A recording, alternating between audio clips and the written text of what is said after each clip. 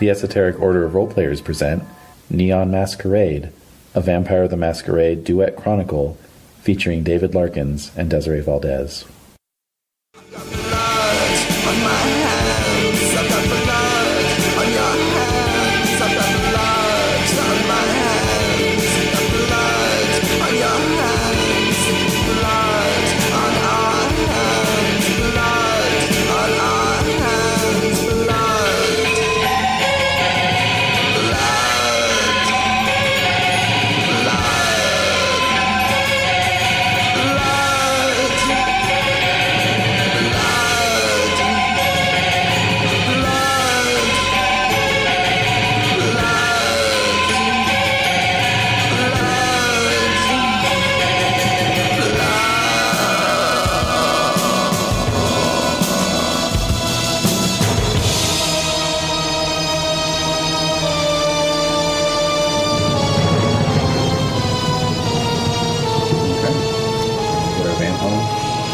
Yep.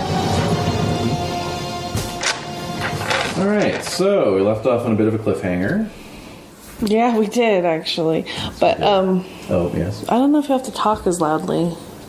I said... That was really weird. Okay. Let's see what those levels look like. Okay. I think they're okay. Well, you Say just shouted. Yeah, well. You didn't look to see what you said. Okay, now you're maxing it out. I am. Yeah. So that's pretty loud. You're going to cut that out. No, I'm keeping that in. You're cutting it out. Keeping it in. Alright, so we left off on a bit of a cliffhanger with you in a hot tub full of horse blood. Yeah. Uh-huh. Yeesh.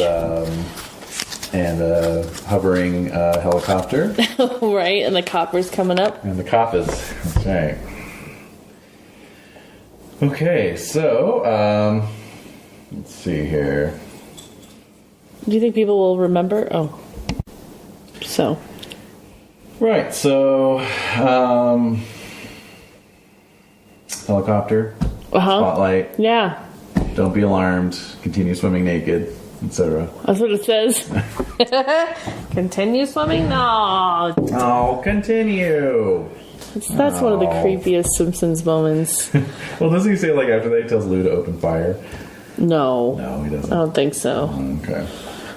Alright, so... Yeah. Anyway, what are you going to do? What's Karen doing? Actually, let's do an initiative roll.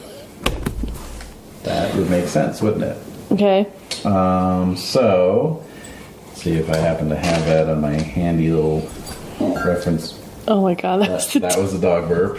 that was a very loud dog burp. Oh my god. Wow. Okay. So. Alright. I wonder if the mic picked that up. Alright, so you are going to add your dexterity and your wits. Okay. Okay. Yes, he does tell you to open fire. Okay. So It does? Yep. Oh my god. Mm-hmm. Okay. No, you're not going to roll the pool though. You're just going to add that together to generate a number. 5. 5. And then you're going to add a d10 to that. Oh. A single roll. Yeah. 10 total. 10 total. Alright, let's see. That's pretty good. Yep. Yep. What did I say? Dexterity plus what? Wits. Plus wits. Corner. I don't believe you. Alright, so she gets a 13. Oh wow. Mm-hmm. So she's like, her wits must be pretty high. Something's going on. Oh, stop. Alright, so before we go any further, I just want to quickly review, since it's been about a month since we played, and quickly review some core mechanics here, since this will be important in the scene to come. In the next 10 minutes. In the next 10 minutes, yes, exactly. I don't want to hear any, why didn't you tell me that? Uh-huh. So, what's your blood pool at?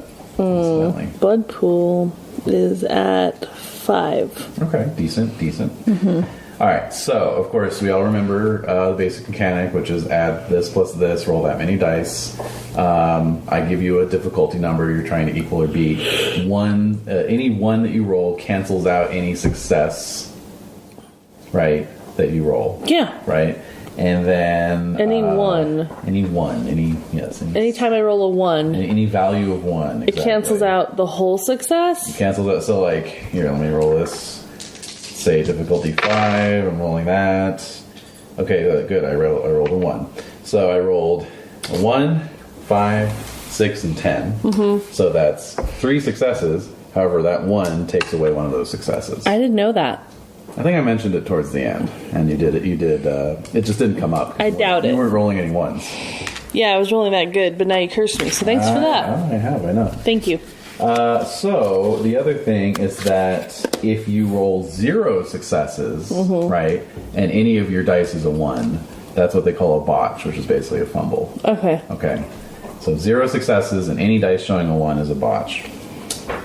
And then, let's see. A couple other things to be aware of. You can spend a willpower point to give yourself an automatic success.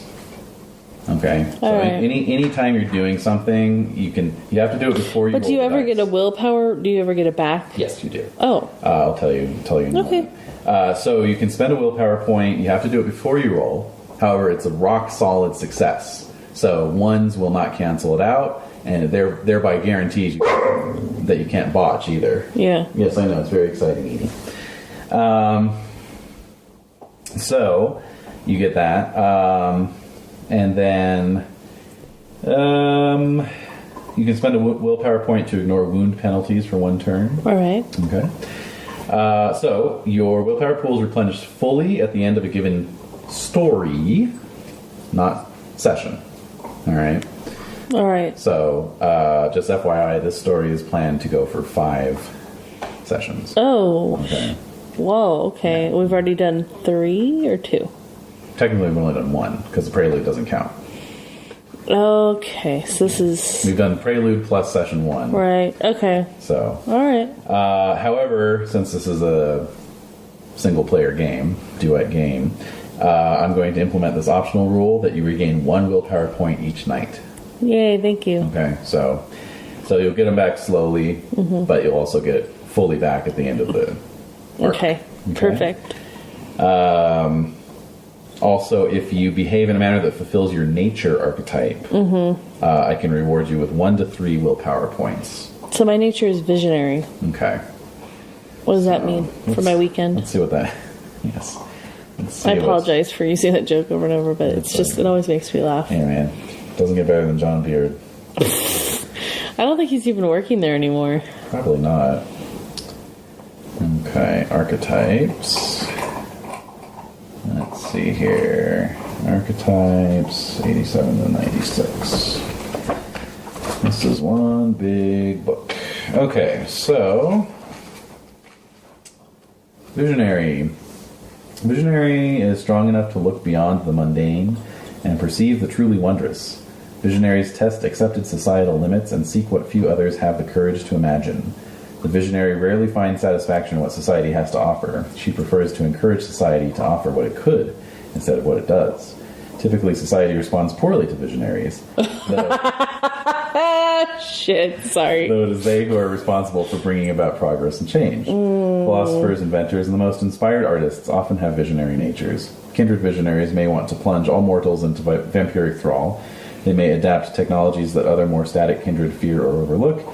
Or they may have a better way to coexist with other vampires than all this prince and regent nonsense. Regain a willpower point each time you are able to convince others to have faith in your dreams and follow the course of action dictated by your vision. Note that gaining support is the key to a visionary regaining willpower.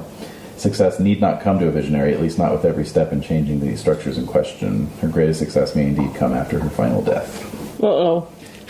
Well, you've suffered your final death, but you do regain 2 points of willpower. Yeah, great, thanks. Well, here's what I'm thinking. I'm thinking 1 or 2 things with this character in terms of visionary stuff. One is being able to relate with the, like what they said with the higher echelon vampire structure. But then part of me is figuring out ways to manipulate humans so that I can be accepted and vampires can be accepted in the mainstream. Trying to take us in a True Blood direction? Yeah.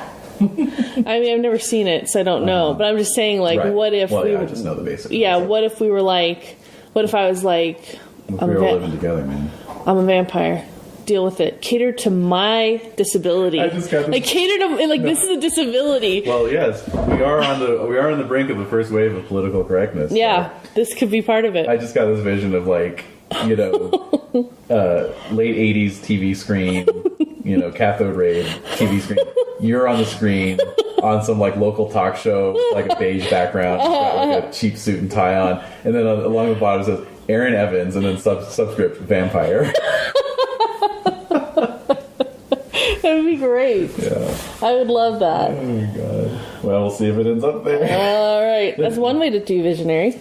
Sure as hell. Sure as hell is. Mm-hmm. Okay, so that's willpower. Blood pool. It's not just there for you to lose. You lose a point of blood every night that you wake up. Okay. All right. What if I don't wake up? Well, actually, yes. That's. Thank you for clarifying that. You lose a point of blood whether or not you wake up. Damn it. Yeah. It affects your self-control rolls. Mm-hmm. So you can never... What's your self-control? Self-control. Down under virtues. 1. What? No. Yeah. What? Or 2. I'm sorry. 2. Okay. Oh, yeah. It's very low. Yes. Wow. You're not great on self-control. But I'm very good on conscience and courage. All right. Well, I want to buy that up. It was a necessary evil. Yes, of course. Well, anyway, well, this won't really be an issue for you right now. But just FYI, your self-control pool can never be higher than your current blood points.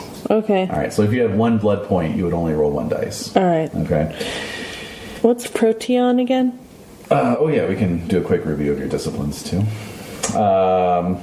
But let's do blood pool really quick. So, spending blood pool. Mm-hmm. Okay. Oh, I'm sorry, yeah. You can spend 1 blood point. Okay, there's 3 different types of damage. There's bashing, all right, self-explanatory. Lethal, self-explanatory. And aggravated. Aggravated is like sunlight, fire, certain types of anti-vampire things. Like what? I'm not going to get into it because I want it to be a surprise. But like, for instance, if you had the flaw sensitive to garlic or whatever it is, like there's a flaw you can take. Right. You would take aggravated damage from garlic. Right. You know, that is damage that, you know, you can't really heal supernaturally. Right. You just have to recover like a normal schmuck. Yeah. Lethal damage is, you know, quote lethal because it's lethal to mortals.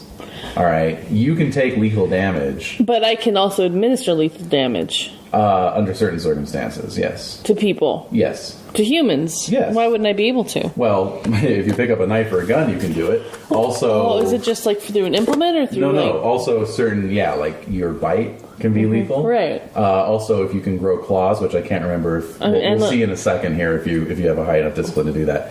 But I think one of your disciplines, eventually, maybe one of them, you can grow claws. That would be lethal damage.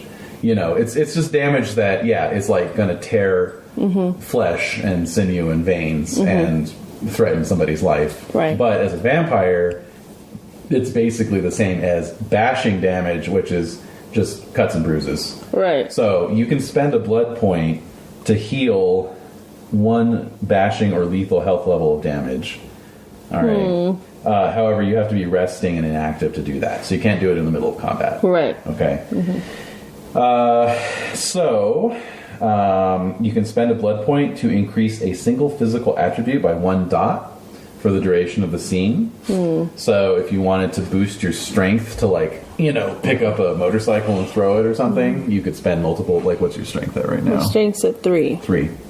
So, you know, if you wanted to spend, you know, like 3 blood points or something, give yourself a strength of 6 to be like, whoa, you know, and have this like superhuman strength. You know, you could do that. What's your generation? Generation is 10th. 10th.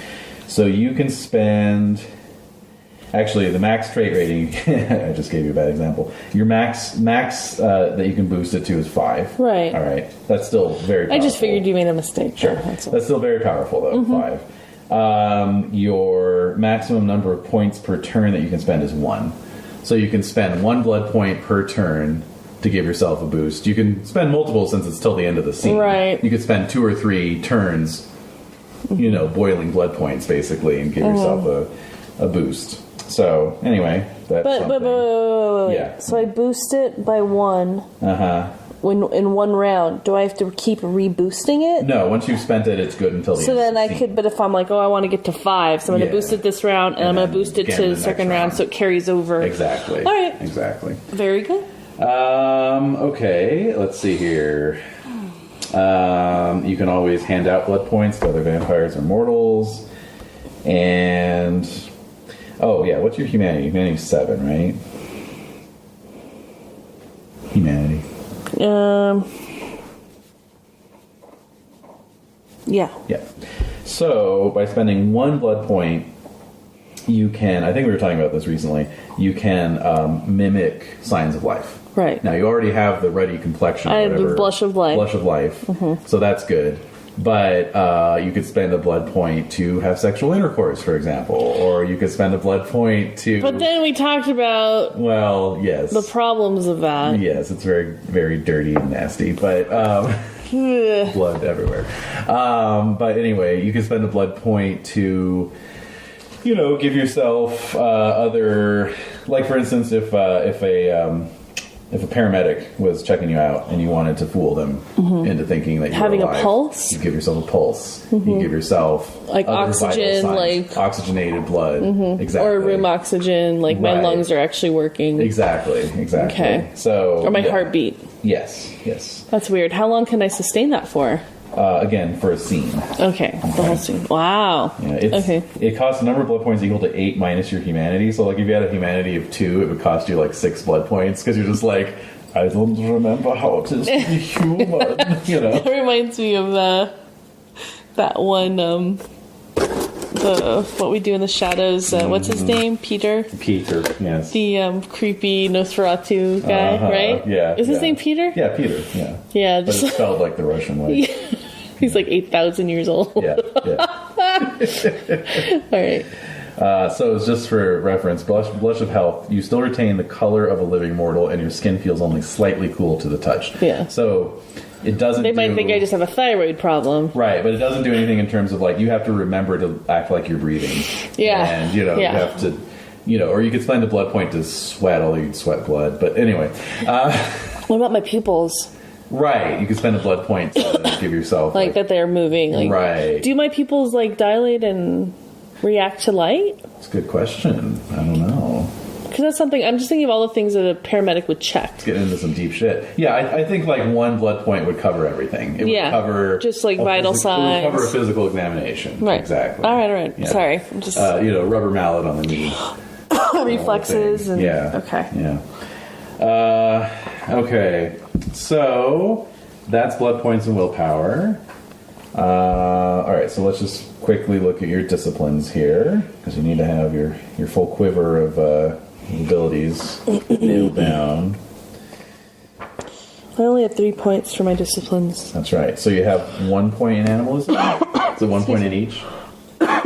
Yeah. Okay, so 1 point in So I animalism. have animalism, fortitude, and proteon. Alright, so animalism, 1 dot is called Feral Whispers. You can make a manipulation plus animal can roll to give a command to... My coyote. Yes, exactly. Or really any animal. Any animal?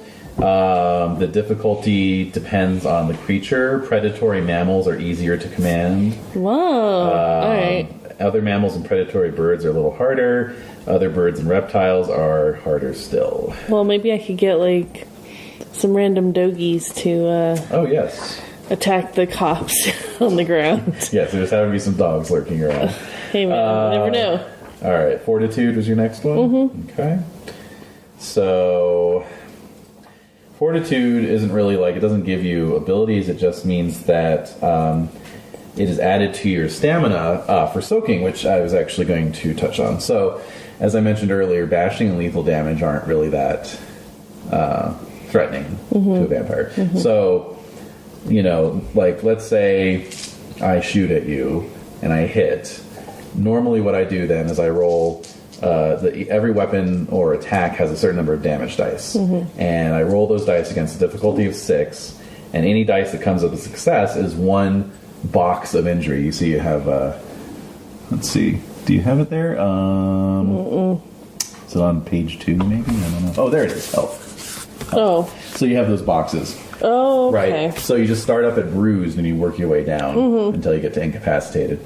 So every dice that I succeed at is a box of the relevant damage. So if I shoot you and I get like 3 successes, and that's 3 boxes of lethal damage that you have to mark off. So is that my stamina? No. Check it out. So that's like for a mortal, right? Okay. That's for just some random dude. Okay. However, as a vampire, you have a an ability to react to that unconsciously, which is to soak the damage. So in which case you would roll your stamina. So whatever your stamina is. 3. Plus you have fortitude. So 4. So you would roll 4 dice. And then you're rolling against a difficulty of 6 as well. And every success you get cancels out one of my successes. Okay. Right? All right. So if I'm rolling 4 dice of damage and you're rolling 4 dice of soak, it's entirely possible you could get shot and just be like, you cannot touch me. All right. So that's fortitude. And then protean was the last one. And basically, the way that works is you have 1 dot in that. So that gives you eyes of the beast. You see perfectly well in pitch darkness. Right. You don't require a light source to notice details in even the darkest basement or cave. Right. However, no roll is necessary, but you have to activate it. All right, you have to turn it on. All right, and when you do, How does that work? well, you just say, "I'm." Powers activate. Yes. Yes, you have to shout it loudly. No, you just say, "I'm using Eyes of the Beast." I have to tell you. Yes. And Well, how is that different from any other skill that I have? well, because you don't have to roll for it. However, we have to know when you're using it because it is quite literally Eyes of the Beast because your eyes turn into these. Turn into like a wolf eyes. Yeah, exactly. Or Yes. some type of monster eyes. Animalistic monster eyes. Yes. Monster eyes. Yeah, so it says, while manifesting the eyes, the character suffers a +1 difficulty to all social rolls with mortals. With mortals, unless he takes steps to shield his eyes with sunglasses or other means. But that's weird. So I want to see in the dark, but I activate it, but then I put sunglasses on so people don't notice. So I can see through the sunglasses and the dark. In other words, you could have Eyes of the Beast on all the time and just state that you're always wearing sunglasses. Like, what's his name in Preacher? Like, oh, right. What's his name? Cassidy. Right, exactly. Because he's always wearing sunglasses. Exactly. And his eyes are fucking terrible. Like, they're so ugly and gross. They came out in the 80s, right? No, it was 90s. Oh, okay. Yeah, oh, that's right. It was, I think it Because was... there's the whole Kurt Cobain suicide thing. Well, there's that. But yeah, his eyes are like crazy red. Like, almost the whole eye is like red. Like the irises and the whites. It's disgusting. That's exactly it. Now, since you're asking... Protean 2 is where you get the claws. Oh. All right. So animalism allows me to communicate with animals. And then eventually transform into an animal. That's your transform into a bat power. Okay. Oh, I don't want to transform into a bat. Well, or wolf or whatever. A raccoon. Coyote. You have to state the animal and then I'm a possum. It's going to be a tough game for you. Tough game. All right. Crowd. Tough crowd. Horrible jokes. Yes. That is aggravated damage. All right. And so great. Your next discipline dot probably wants to go into Protean if you want claws. Not necessarily. Yeah, well. I don't know if I want to be a bat thing. No, Protean, not animalism. Oh. Protean is it. What are the levels of Protean? So there's eyes, then claws, then what? Then earth meld. What does that mean? Basically, you sink down into the earth and become one with it. Which is very creepy. Oh, that is so creepy. Yeah. Why did I pick that? Well, because it gives you never have to worry about being indoors when the sun's coming up. That's you can right. be anywhere. Oh, that's right. You can be out in the middle of the desert. Just be like, ooh. Yeah. Oh, that's so super sweet. That's why I picked it. Oh, wait, actually, see here. Protean is transforming into an animal. Ha ha ha. What the hell does animalism do for you then? Communication with animals. Yeah, I guess so. Communing with animals. Yeah, alright. So anyway, level 4 is Shape of the Beast. I can turn into whatever I want. Not a bat. Not a possum, no. Right. A raccoon. And then level 5 is Mist Form. So Holy shit. So Protean is like the natural world. Right. Like, what does it even mean? What is that even a word for? Like, where did that come from? Protean means, reading Vampire as a teenager really expanded my vocabulary. You know, obfuscate, celerity, you know. Which is great. I don't know what this word is. All the kids should be playing Vampire the Masquerade. It's a great. Well, not all of them. Vocab builder. Yeah, but it's also a delusion creator. What is it? Yeah, it's a delusion creator. Yes. There's probably a word for that, but I didn't read Vampire growing up, so I don't know what it is. Yeah. Well, anyway, we'll get back to you in a second. Animalism. Level 2, beckoning. Okay. You can call animals to you. Okay. Level 3 is quell the beast. So I can soothe animals. Let's see here. Quell the beast. You may assert your will over a mortal, animal, or human subject. Ooh, that's cool. Okay. You must either touch the subject or stare into their eyes to channel your will effectively. Okay. All right. And then level 4 is subsume the spirit. You can mentally possess an animal. Okay.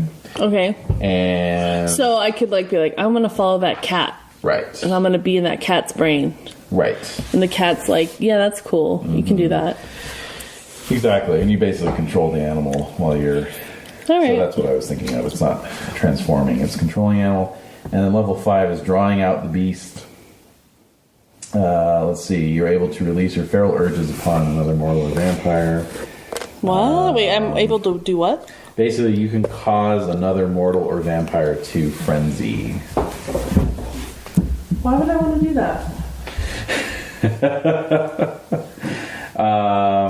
Because, let's say you've got some retainers to do your bidding for you. You can turn them into basically berserkers, so that they will fight without any. Like my little army. Yeah, exactly. I see. That's pretty exciting. Anyway, Protean is defined as tending or able to change frequently or easily. Oh, so changeable, mutable, variable, or able to do many different things. Versatile, have nails, adaptable, flexible, multifaceted. All right, we get it. Thanks. So you can use that in your next job interview. Well, I'm very Protean. And they'll be like, "Oh, she plays vampire. Don't hire her." She plays vampire. No, yeah. Watch everyone's faces and see if anyone perks up. Oh, what? You can turn into a mist. You're hired. How many dots do you have? All right. So enough preliminaries. Let's get into it with a little thing I like to call SWAT raid. So. It's a horrible joke. All right. So you rolled lower on initiative. Yeah, then Karen. Karen's wilier. She's used to this kind of stuff. That's right. And she turns to me. This has never happened before. Oh shit. Okay. No. So anyway, since you rolled lower on initiative, you have to declare your action first. All right. So my action, I have to say, may be inaction. I don't want to move. Okay. Because I want to see what Karen does. Okay. Because I am way over my head. You've never been raided by the police before? So my action is inaction. Okay. Because I think running naked out of the hot tub, covered in blood, is not a good look. I don't think that would work very well. Okay. Okay, cool. So... Cool. All right, so Karen, for her part, is also hunkering down in the sauna. Oh no! But something strange is going on. Her eyes have become rather bestial, and there's like this sort of guttural growling sound emanating from within. Oh shit! So the helicopter is hovering overhead. Yes. The prop wash is blowing down over you, sending ripples across the blood in the sauna, and you can see that there's a guy hanging out the side door Of the helicopter? with like 1 foot down on the... Do they look like cops? Yeah, well, it says LAPD on the side of the chopper. All right. And he's got, he's in his tactical gear. Full gear. Yeah, and he's got a submachine gun trained on you. Whatever. And so at this point, a loudspeaker mounted on the helicopter is addressing you. Do not attempt to flee. You are under arrest. Do not attempt to flee. Remain there. Do not attempt to flee, or you will be shot. I just look at Karen. All right. She has actually disappeared under the surface of the blood in the sauna. Oh. And there's just a few bubbles coming up. How could there be bubbles? That's weird. Mm-hmm. I want to go under the water. Or under the blood, too. All right. Let me roll. Let me see what initiative we have. What did you have? Like a 9? 10. 10. Thank you. Mm-hmm. Okay. So, let's see here. Let me look at my map here, see where you're at. I can't believe this crap. This is horrible. All right. So, there's a set of double doors leading to the rear foyer. Those are pulled open. Oh, shit. They open inwards. Yeah. They're pulled open, and 4 officers, come trooping out, and they're kind of half crouch run my God. with their submachine guns. What in the hell's going on? Fanning out. You can hear their squad leader. Go. All right. Oh my God. So what are you doing? I'm under the blood with Karen. All right. So you submerge yourself. Yeah. Suddenly, can I breathe under the water? You don't have to worry about that. Yeah. That's I'm right. just there. You're just there, man.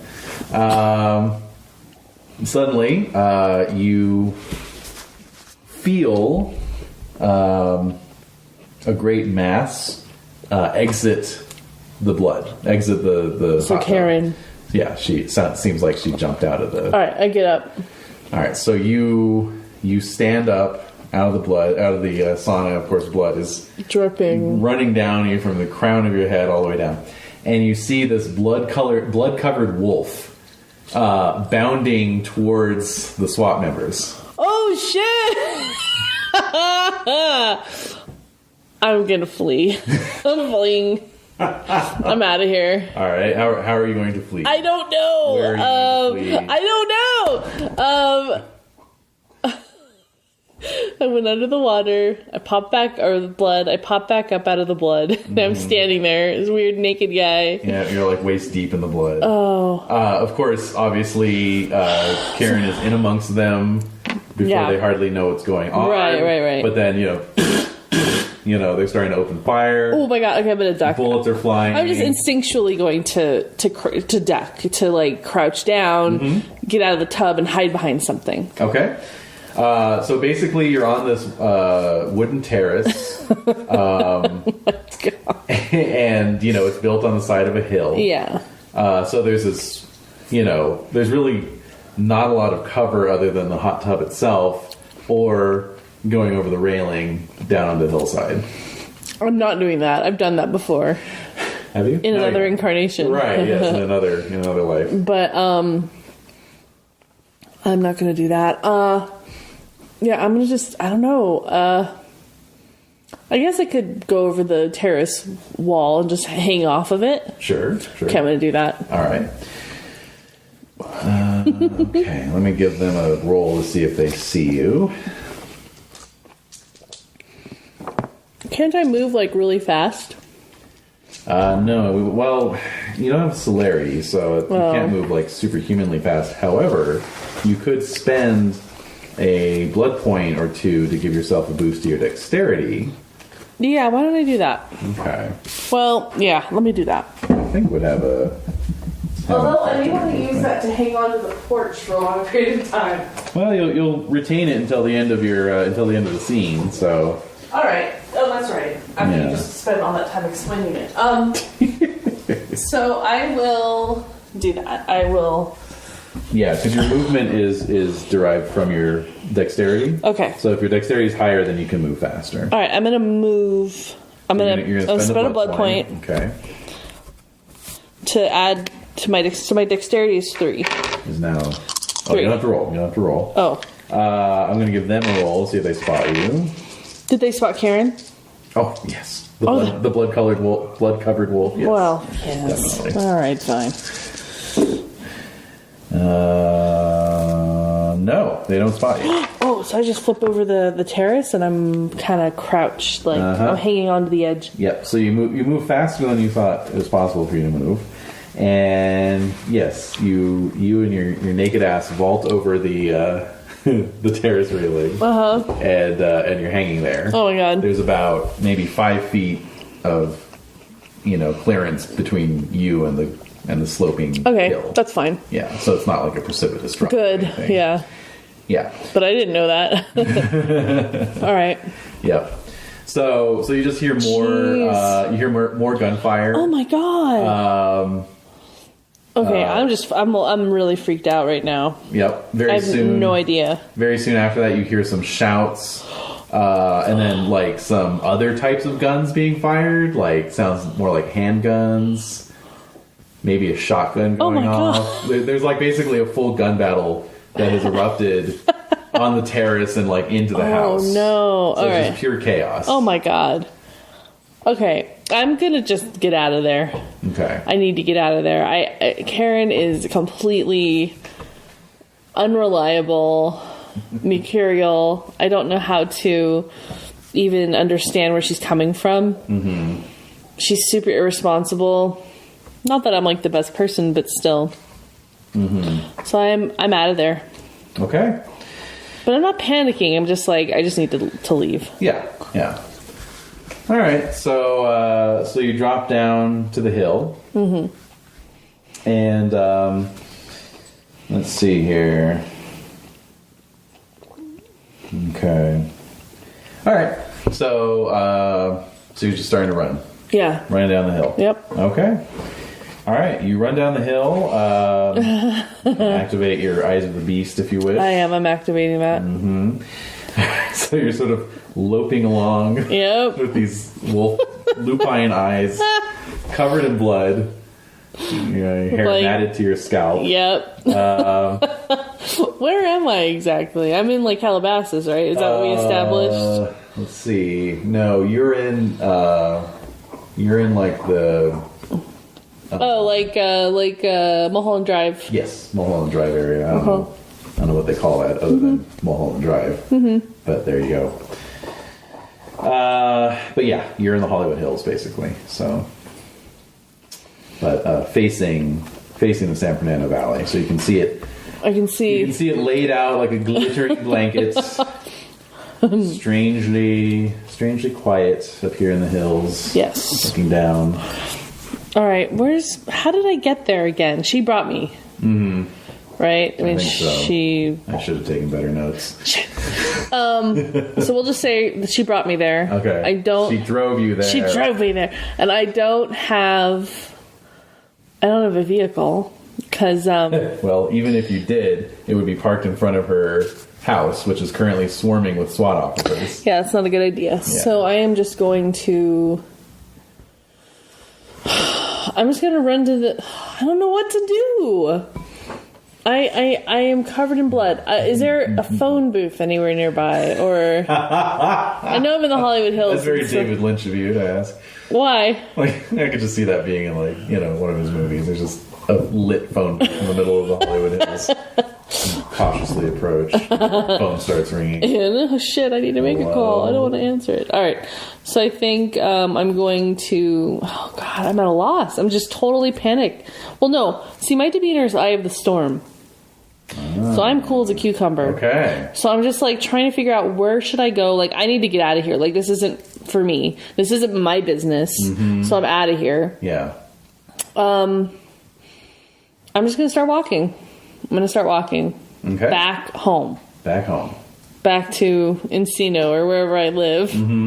Yeah. So like 20 miles. Yeah, a good 20 miles. Hopefully you can make it Before sun up. Yeah.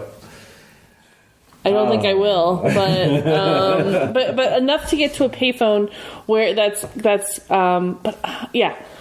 to get to a payphone that is secluded enough that, excuse me being covered in blood is not going to look weird. Because that, there are places where that probably looks normal. Right. Duh. And and make a call to my roommate, Derek. Yeah. All right, give me a wits plus survival roll, please. Oh, shit. Survival. Where is survival? Under skills. Oh, 2 and 3 is 5. Okay. Not bad.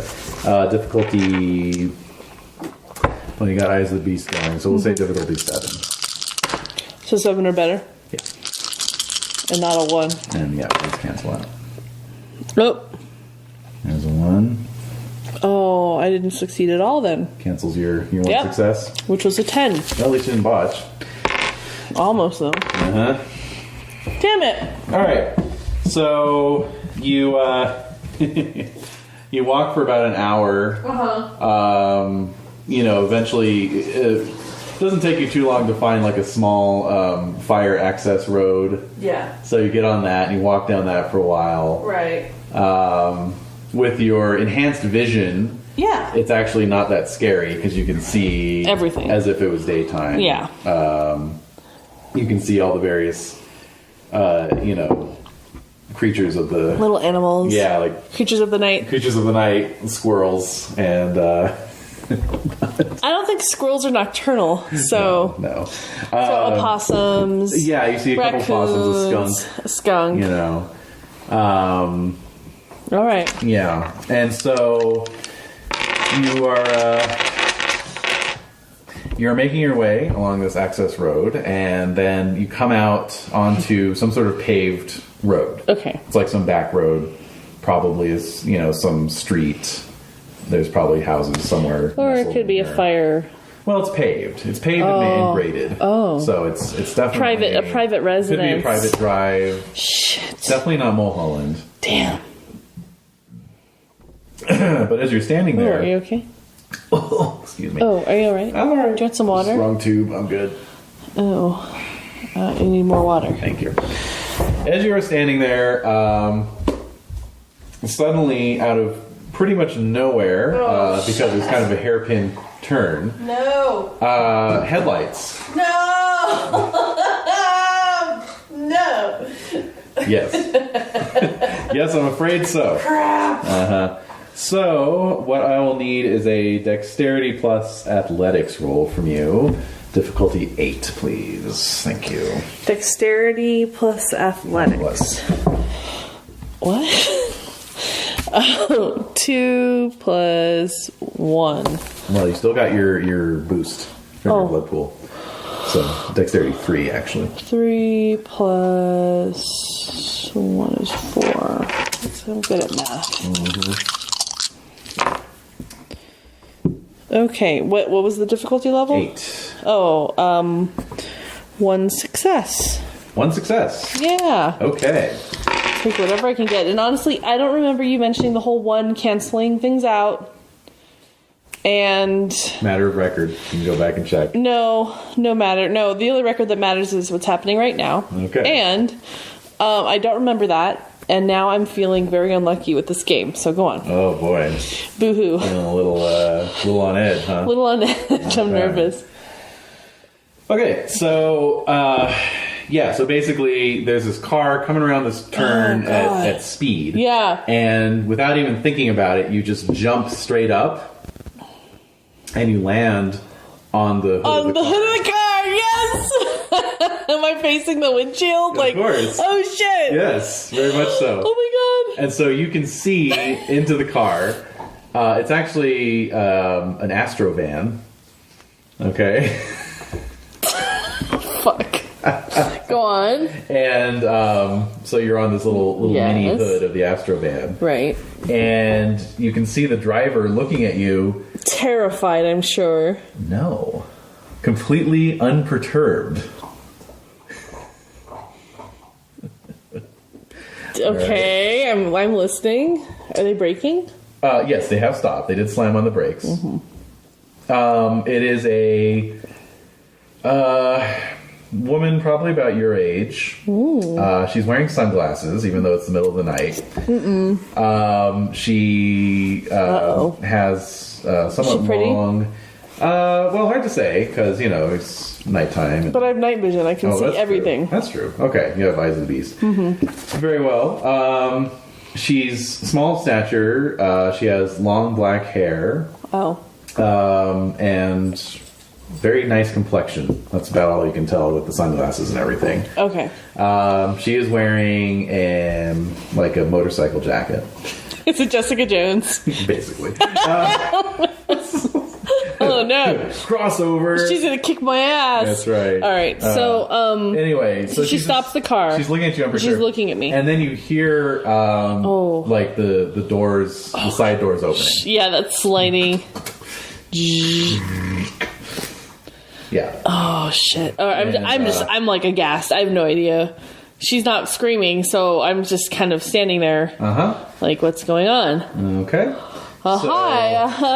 So I tried to start making up a story, like, oh, you wouldn't believe it. I was walking my dog, and I was. So as you're saying this, like, 4 guys are kind of coming out and fanning out around you.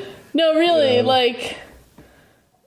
Okay, so do they seem like they're human, or do they seem like I can't tell? Yeah, see, there's a discipline called Auspex that allows you to read auras. No, I don't. Somebody's. No, I don't. No, I'm not talking about reading an aura. But I like learning about all these skills that I do not have, apparently. You can always buy them later. So yeah, it's good to know. Yes. So, can I tell if they're human? Like, I can smell their blood or any of that stuff. Do I get a read on them? Like they're human? Give me a perception plus alertness roll. Perception. God, I'm dull. I'm a dull boy. Difficulty 6. I make 1. Okay. You're pretty sure that these are not mortals. You're not smelling any blood. They look pale. Okay, is the moon out? The moon is out. This is Desiree, but this is Desiree player knowledge. I'm like, oh no. Alright, I have nothing. I have no problem. Just let me pass. Let me get on my way. They're very well spoken. They never swear. Let me by. I have no beef with you guys. Alright. So, again, I was walking my dog. So the driver's side door opens slowly. Shit. And this woman gets out. Yes. And she goes, really? Oh my goodness. And so she she comes around, her motorcycle boots clacking on the asphalt. Oh, God. In their heavy, rubberized way. Yep. And she walks up to you. She looks you up and down. Looking at the blood. I'm not naked. The nakedness. Did I leave my underwear on? No. I think I stripped off. She definitely did. Karen did. No, I think I did too. I followed suit with my birthday suit. Leave the corny puns to me. You're much better at those than I am. Yes. All right. So she's looking at me, this naked dude, covered in blood, matted hair, beastie eyes. Then, perhaps somewhat incongruously, she looks around at the surrounding hills. Okay. Okay. Like with her sunglasses on? Yeah. Okay. All right. She looks back at you. She takes her sunglasses off. Her eyes are dark. Like black? No. She's just like, has kind of a dark aspect about her. Okay. You know what I mean? Like Southern Mediterranean or Middle Eastern, maybe. Swarthy. She's dusky. She's dusky hued. How Victorian are these descriptors? She is swart and dusky hued. Oh, God. She just has a very... dark eyes. You know, she's kind of like the actress from Ash vs. Evil Dead.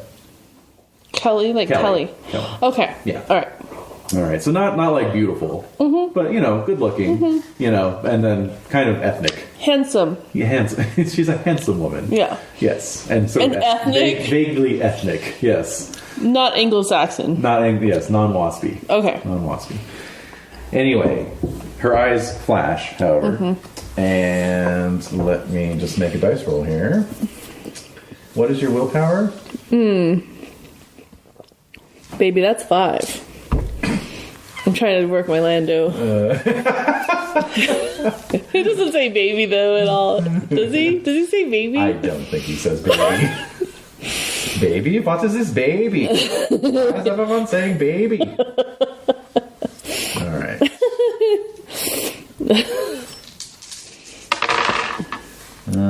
A 5, you say? Yes. Okay. Go ahead and roll that for me. Roll those 5 dice. What am I trying to go for? You're going for 6. 6s. Dude, I got 3. Okay. Baby. Wait. 1, 2, 3, 4. No, 4, baby. 4. Okay. I got 5. So your 4 cancel out my 5, which leaves 1. Oh. Yes. So she looks at you and she says, "Get in the van." No. And you feel compelled to do so. Oh, I do? Unless you spend a willpower point. Fine, I don't care. I'm naked. I have no defense. Yeah. So, of course. All right. And so I'm kind of muttering to myself, like, what the fuck? Like, what the hell? What the hell? So I'm really freaking out. I'm beginning to freak out. Now you're losing your cool. Things are starting to feel really overwhelming. It's my babe in the woods, kind of like, oh my god, panic. Like, what is my life now? So I'm panicking a little. Okay. Just a smidge. Sure. So, jump cut then to you sitting in the back of this Astro van. Basically, Do they have a towel on the seat at least? Well, no, because all the seats have been taken out. There's basically just the driver's seat and the front passenger seat. Oh, so we're just sitting on the floor. You're just sitting on the floor of the van. Exactly. Oh, wow. It's got a kind of rubberized floor mat. Okay. Right. With little sluice channels or something. Oh, that's disgusting. It's for mud. Anyway. Yeah, mud. So it's like you and like 6 other people. So it's these 4 people that were fanning out, which I didn't get a good look at them. Yeah. Did I? Well, now you are. Now I am. You're getting a good look. So I'm looking at them. I'm keeping my beast eyes on. Yeah. And I'm going to be looking at each Beast of them. vision, go. I'm going to look at them. Yeah. So it's just kind of like awkwardly quiet. There's just the sound of the van on the road. You know. Sounds like a truck. It's like basically on a truck body. Yeah. It's a truck bed. You know those vans. Those little vans are. Yeah. So it's very jostly and like. Exactly. Yes. Very much so. There's the suspension squeaks. Yeah. On every bump. Right. And it's unearthly quiet. Yes. So I'm looking at these folks. What do they look like? It's a fairly unadorned van for the most part. Right. Well, if the seats are out, I'd say yes. Yeah. The main thing is that hanging from the rearview mirror is what looks like some kind of charm bracelet or something. It has all these like bangles and like saints medals and various other Milagros, and and it's kind of jingling, as you go around corners and hit bumps and stuff. Bother me at all? Nope. No. Mm-mm. Who's in the front seat? The woman is driving. Yeah. Okay, and the passenger seat is one of the guys who came out. So there's 3 guys back there with me. There's 3 guys plus 2 others who didn't get out, who you sense are mortal. What do they look like? They're more or less the same. They basically all of these guys look like biker gang types. Okay. All right. They're tough looking. All right. They've got, beards or mustaches or just general scruffy appearance. Tattoo on their neck or something. Half of them are wearing leather jackets. The other half are wearing beer-stained beefy tees, Anyway. So they are wearing beefy tees. Yes. And they are just toughs. Yeah, they're toughs. So are they vary in age? Yes.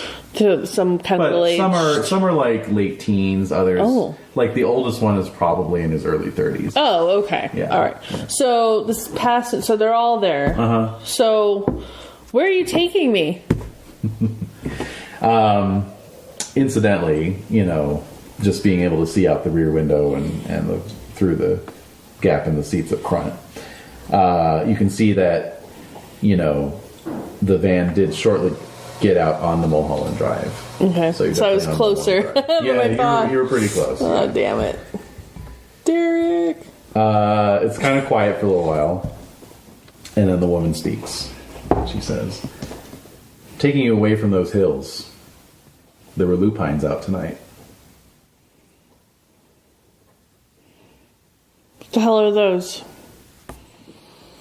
Yeah, that's what I thought. I'm taking you somewhere where you're not going to be able to get yourself in any more trouble. I don't know what you're talking about. Listen, I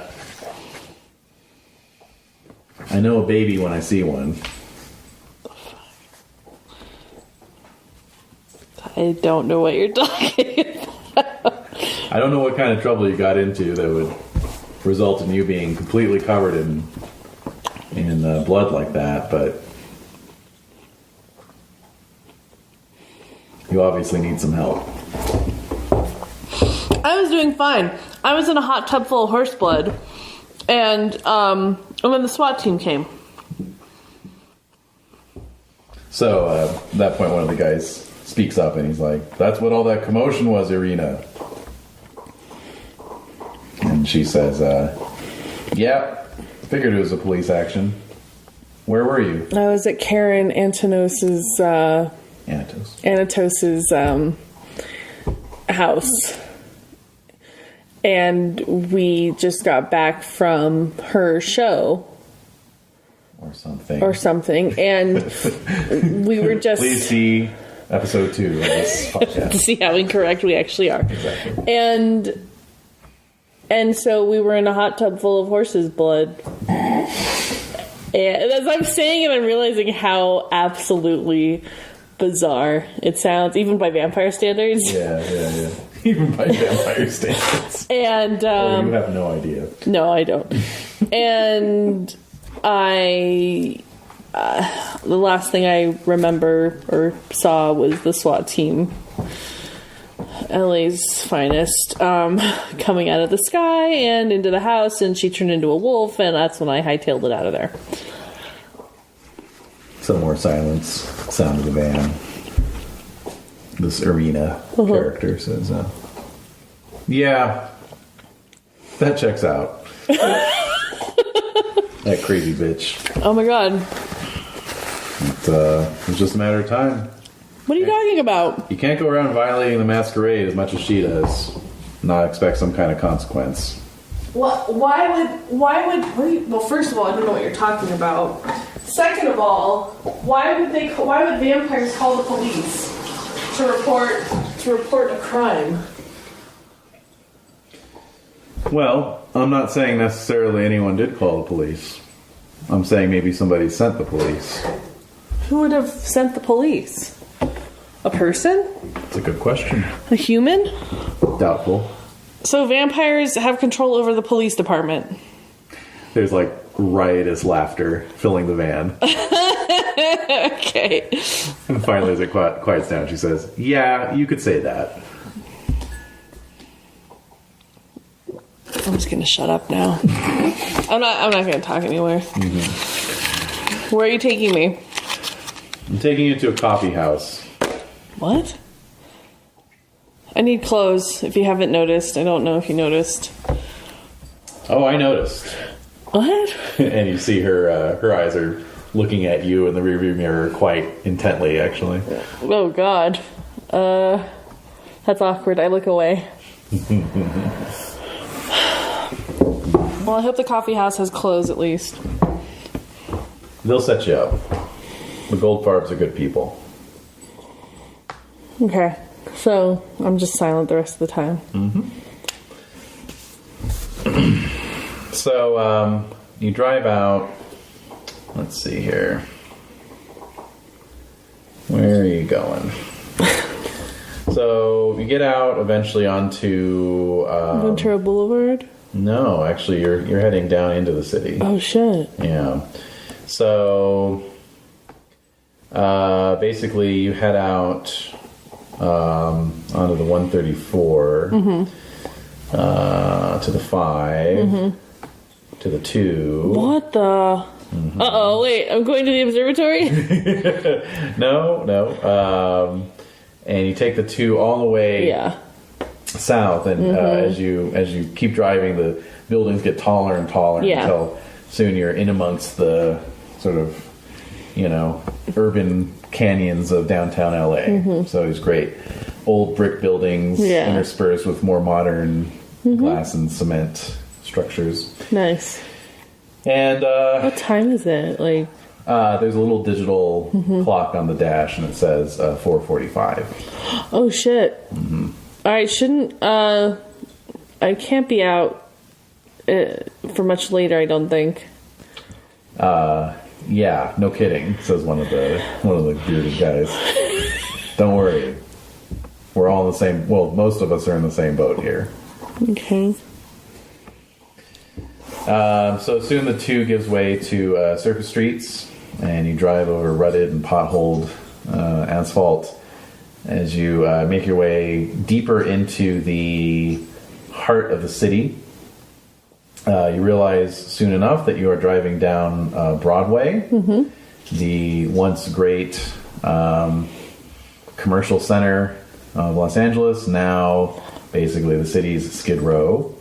The only people out at this time of night are derelicts and drug addicts shuffling along, trapped in their own private hells. A light rain has begun to fall. Oh, that's rare. Well, it's November 2nd or something. That's still kind of surprising. And thus you see through the windows of the van as it pulls up outside through a sheen of light rain, the neon sign announcing the coffee shop Taste of LA.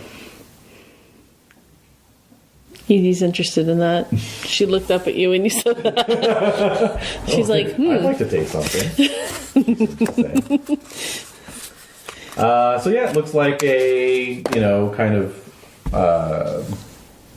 bohemian coffee house. Taste of LA. It's like it's a vertical sign.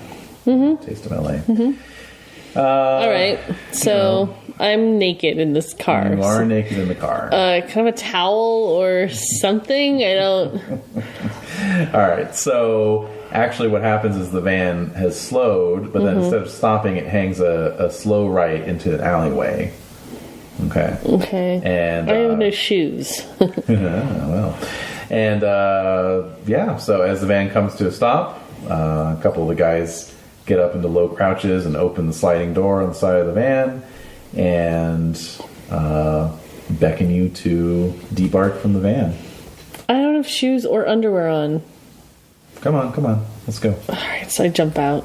All right, so yes, your feet hit the disgusting alley floor. It's covered in God only knows what. It's only been activated by this light rain, which isn't enough to wash it away, just to turn it into this kind of sludge. There's a metal door set into the side of the building. You see a couple of guys talking with a fellow who's come over. He's big, hefty guy, looks like a bouncer type, sort of a patchy, scrabbly beard. They're talking, looking over at you a few times, and then the guy nods goes back up the alley. The rain is starting to sort of clean you off a little bit. And as you all stand around there, so somewhat awkwardly, this Irina character comes around the front of the van, approaches you, and she says, like I said, the Goldfarbs are good people. They'll look after you. If you have any questions, they'll answer anything you might have to the best of their ability. Look after yourself and, try not to get into too much more trouble. Where are you going? I got my own place. We all have our own place. I have my own place. Why could you just taken me back to my home? So that you could find yourself wandering around lupine-infested hills covered in blood again tomorrow night? Or worse? I don't think you know what's out there. Thanks. Yeah, well, don't mention it. What's your name, anyway? Aaron. Maybe I'll see you around here. And with that, the metal door swings open. The bouncer fellow is there and says, "Come on in." I'm still naked. Yep. So I walk sludge into the... I feel like I should be holding my junk or something. Maybe you are. Yeah. Maybe you are. I have nothing to be ashamed of, but still, this is awkward. Alright, so I'm naked, walk into this bar thing. Well, coffee house. what you walk into is kind of a back room area. Let's see here. Okay, so basically, it's kind of a back room. It has kind of the feel of a locker room, and in fact, you can smell the distinctive odor of like a shower nearby. Okay. So the guy just tells you, head on down that way. There's some showers, towels.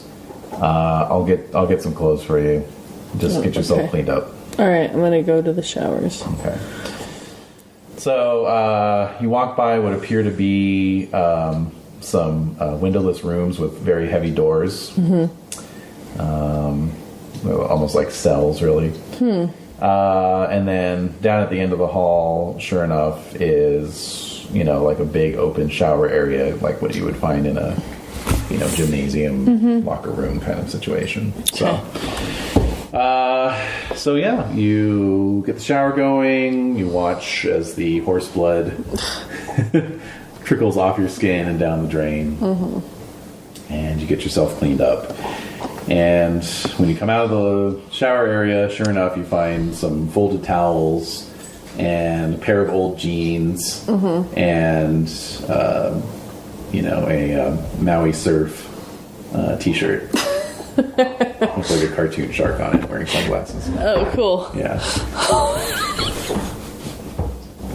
Alright, I'm gonna put about that. Alright. Dry off my hair. And I'm just looking around. So there's no windows on those cell doors? Right.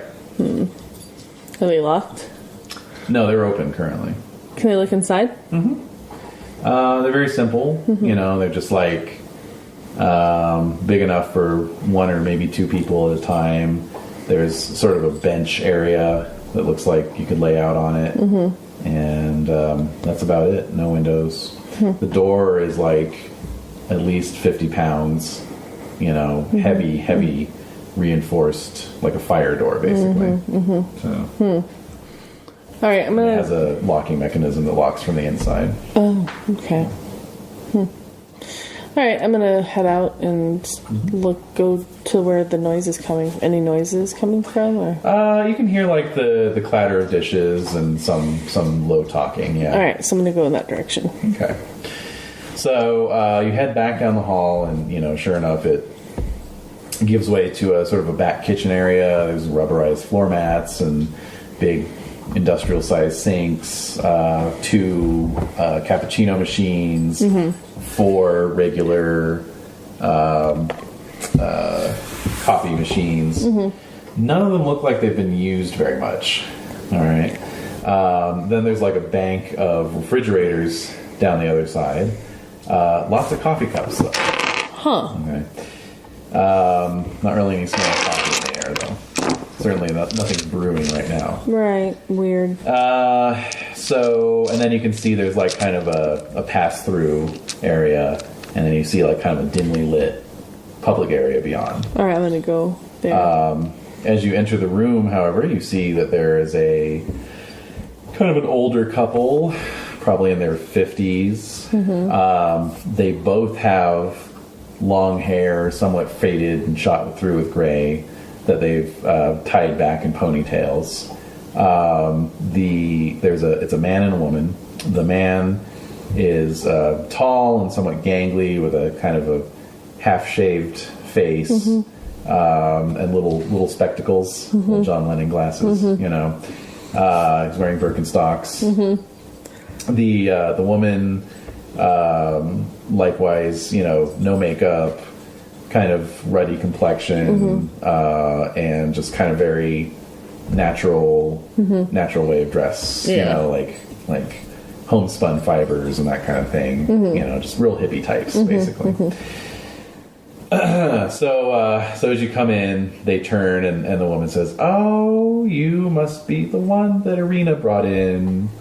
Come here. Come here. Let me get a look at you. Okay. Let me get a look at you." I walk up. All right. You sense they're both mortals. But she's kind of sizing you up. She says, "Oh, you are a good one. Look at you. Quite a specimen. Have I seen you before?" Probably. I don't know. Anyway, I'm on a soap opera. An Invitation to Love. Yes. I love that show. Yeah, it's a good one. You were Todd? Yeah. Wow. Yeah. Well, I didn't think... Okay. It's not the strangest thing I've seen. Oh, well. Not by a long shot. Isn't that right? Isn't that right, Murray? And he just kind of chuckles grimly to himself. That's Murray. I'm Alexis. This here's Murray, my partner, for the Gold Fobs. All right. We run this cafe, and this is a safe place for you. You must be very confused. Irina said you were out wandering the hills. What happened? Were you on a camping trip? Did you get accosted? What happened? No, Here, wait a minute. Where my man is. So she heads over to the fridge. Okay. Opens it up, pulls out a blood bag, unstoppers it, and empties it into a coffee cup, and then brings it over to you. I'm sorry. All we have right now is cold. I hope that's okay. That's fine. So I'm still weirded out about this blood thing.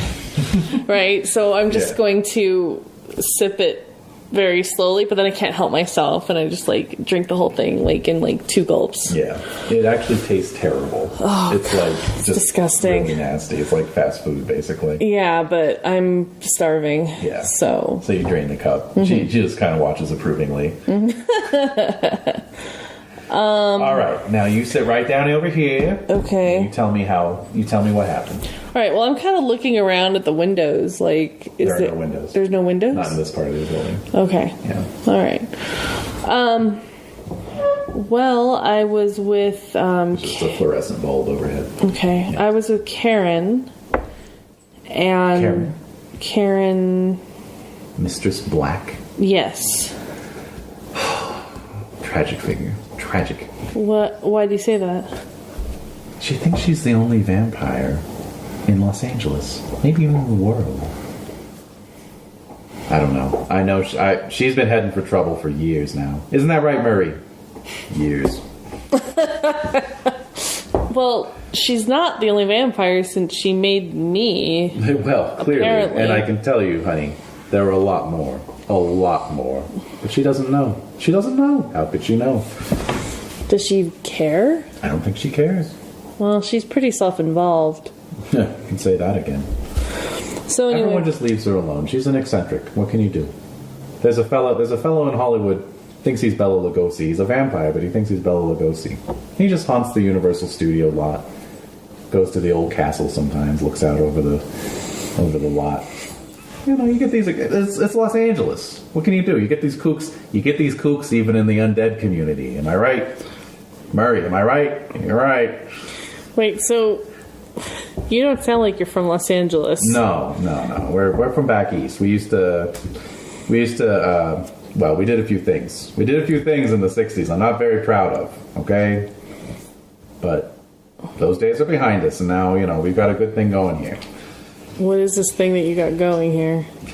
Well, it's just a little place, It's a little. What do they call it? An Elysium. An Elysium. It's a place where people of your kind can get together. They don't have to worry about anyone bringing their beefs through the door. Why do you care about vampires? It's a neutral place. It's a neutral place. I don't really give a shit about vampires per se. But I do give a shit about what some of the vampires in this city stand for. And so she starts rooting through a drawer. Mm-hmm. And she's like, let me see here. Here we go. Here. It's a little beat up, but there you go. You can read that. Read that in your spare time. All right. I'll read that. That's a lot of print. Oh, yes. Oh my god, it goes on. Where did this come from? Who's Salvador? Salvador is the owner of this cafe. We run it for him. He wrote that. He wrote that Anarch Manifesto. And is that good? You're very lucky. You're very lucky to be here because California is the future of your society. Your society is dominated by...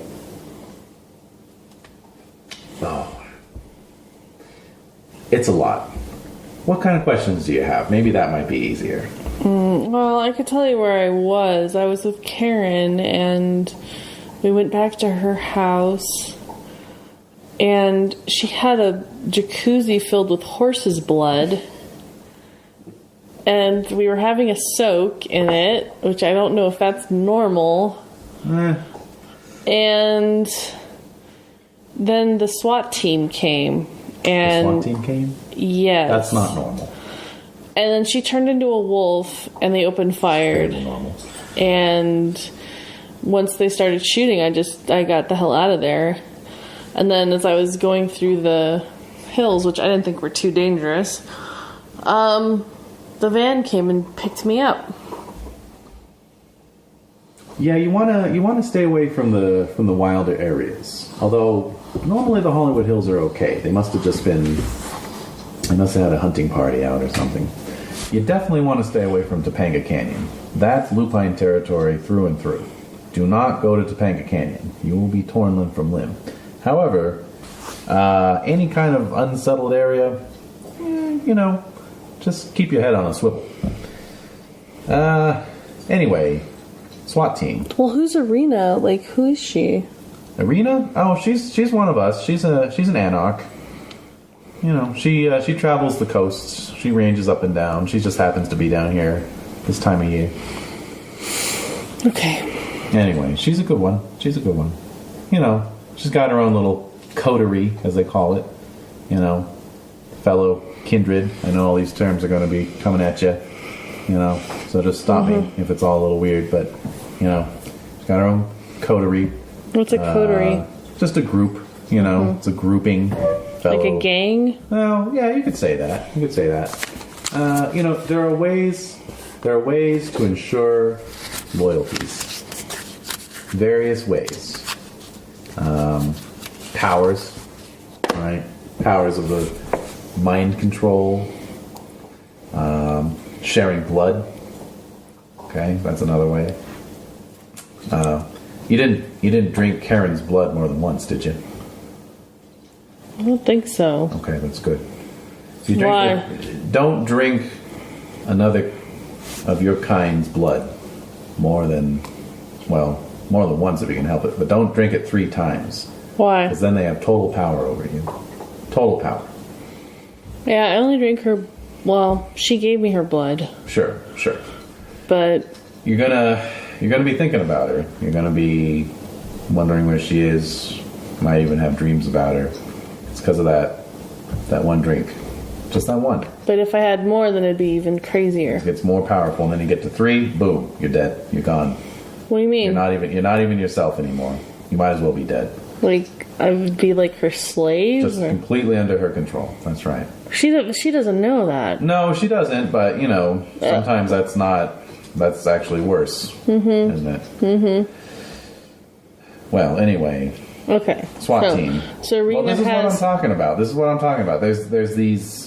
So how would a SWAT team be called on a vampire? That's the thing, is it's all chess pieces on a board, honey. And what the anarchs are trying to do is take away the board, take away the chess pieces. We don't need any of that. So did they call that on Karen? Somebody did. Somebody put out the hit. Wouldn't the people who are more organized want... Because Karen's kind of... I don't know, she seems a little out there. She is out there, and that's the thing. They don't like that? No, they don't. There's this thing called the Masquerade. And it's this idea that the mortal community at large, forget about folks like us who are okay with it, okay? The mortal community at large cannot know about your kind.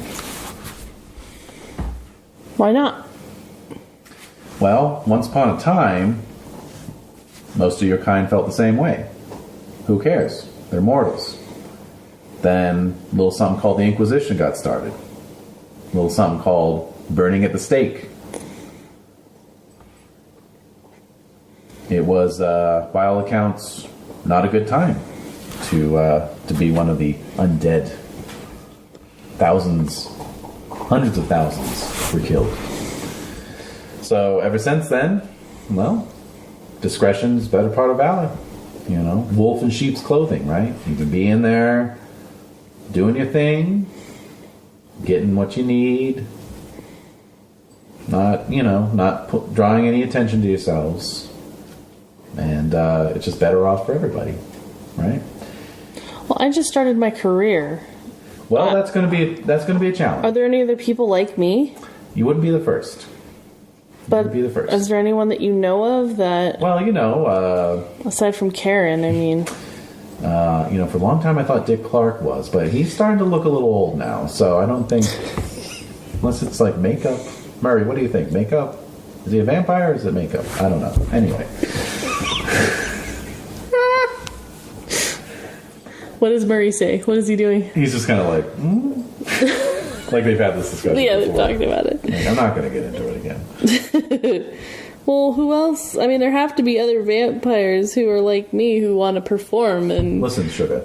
There's kindred in the entertainment industry. There's kindred in the halls of Washington, D.C. and in the state houses. There are kindred everywhere. Okay, that makes my head explode. Yeah. They're everywhere. But a lot of them love to do their thing from behind the scenes. They love to be the puppet masters. And that's what we anarchs are all about. Getting rid of the puppet masters, cutting those strings. Somebody sent that SWAT team. Who was it? We don't know. Could have been any number of people. That I just think it's really convenient that Irina happened to be driving in the area where this happened to Karen. Well, see, now you're starting to think. I'm not saying that there was anything wrong with that, and I personally trust her. But you're swimming with the sharks now, honey. And there's a lot of sharks out there. Way more than there need to be. Well, I didn't want to be this way. Well, I'm sorry to hear that. Well, anyway, so the SWAT team appeared, and now I don't know what's happened to Karen. Maybe it'll be on the news tomorrow morning. Odds are it won't. What do you mean? She's a famous person. Yeah, well, it might be on the news if she gets killed, and they'll say she died of a heart attack or something. They're not going to talk about a SWAT raid. They'll lie about it? Oh, yeah.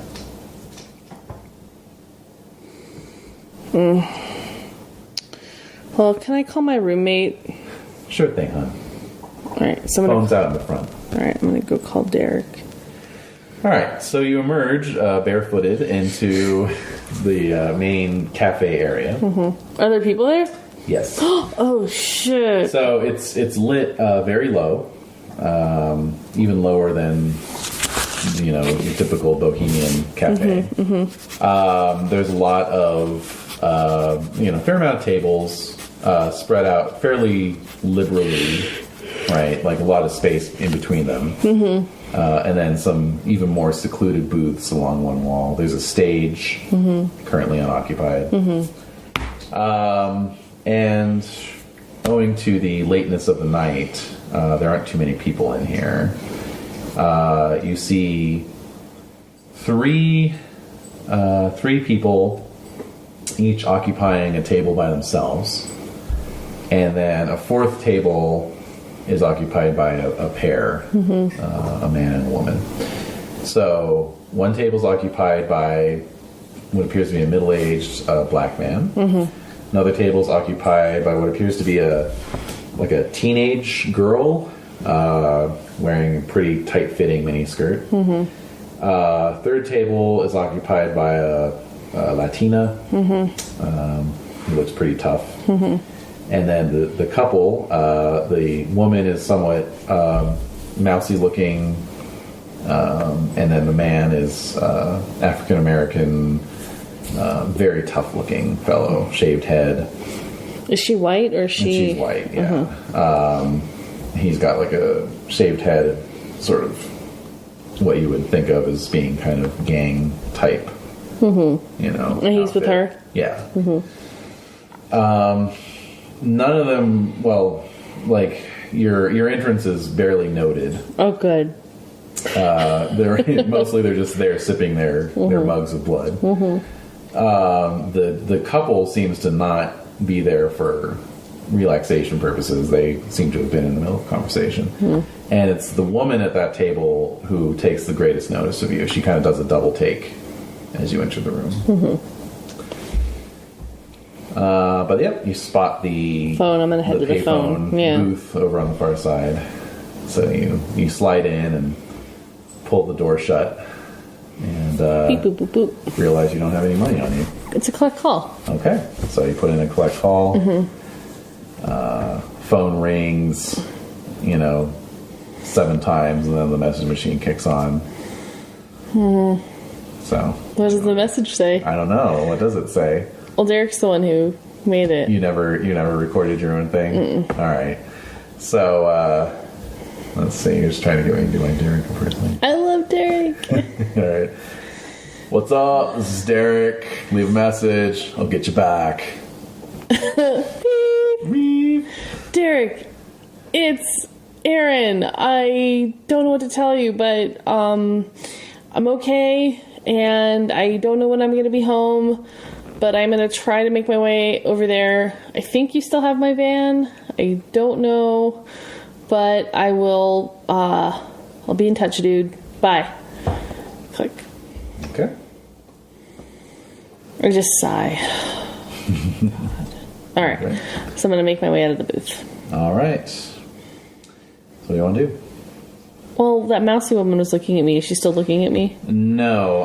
Okay. She and the guy have stood up, and they're obviously leaving. Just finishing up their conversation. Okay. So, but she gives you another look, and then very quickly departs. That's weird. All right. Well, I'm going to. I don't know. There's really nothing else for me to do.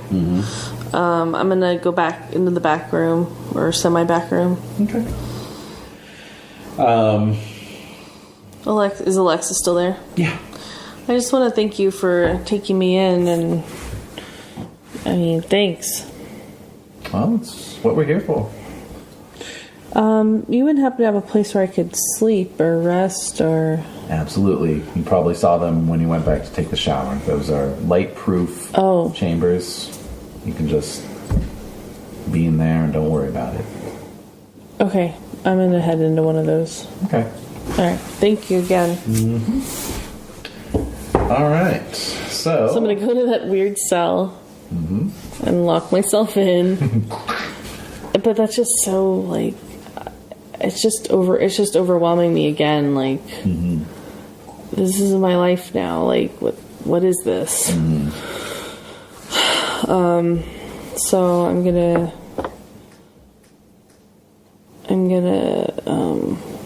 I mean, vampires still feel emotions, right? Of course. Oh God, yes. So Get up on a rooftop in the rain and cry. Cry tears of blood. I think I'm gonna start crying as I go to sleep. All right. So, mark off a blood point. What? Damn it. Regain a point of willpower. Oh. Spent any. I didn't know. Okay. Rude. I lose a blood point for crying? No, you lose a blood point because a day passed.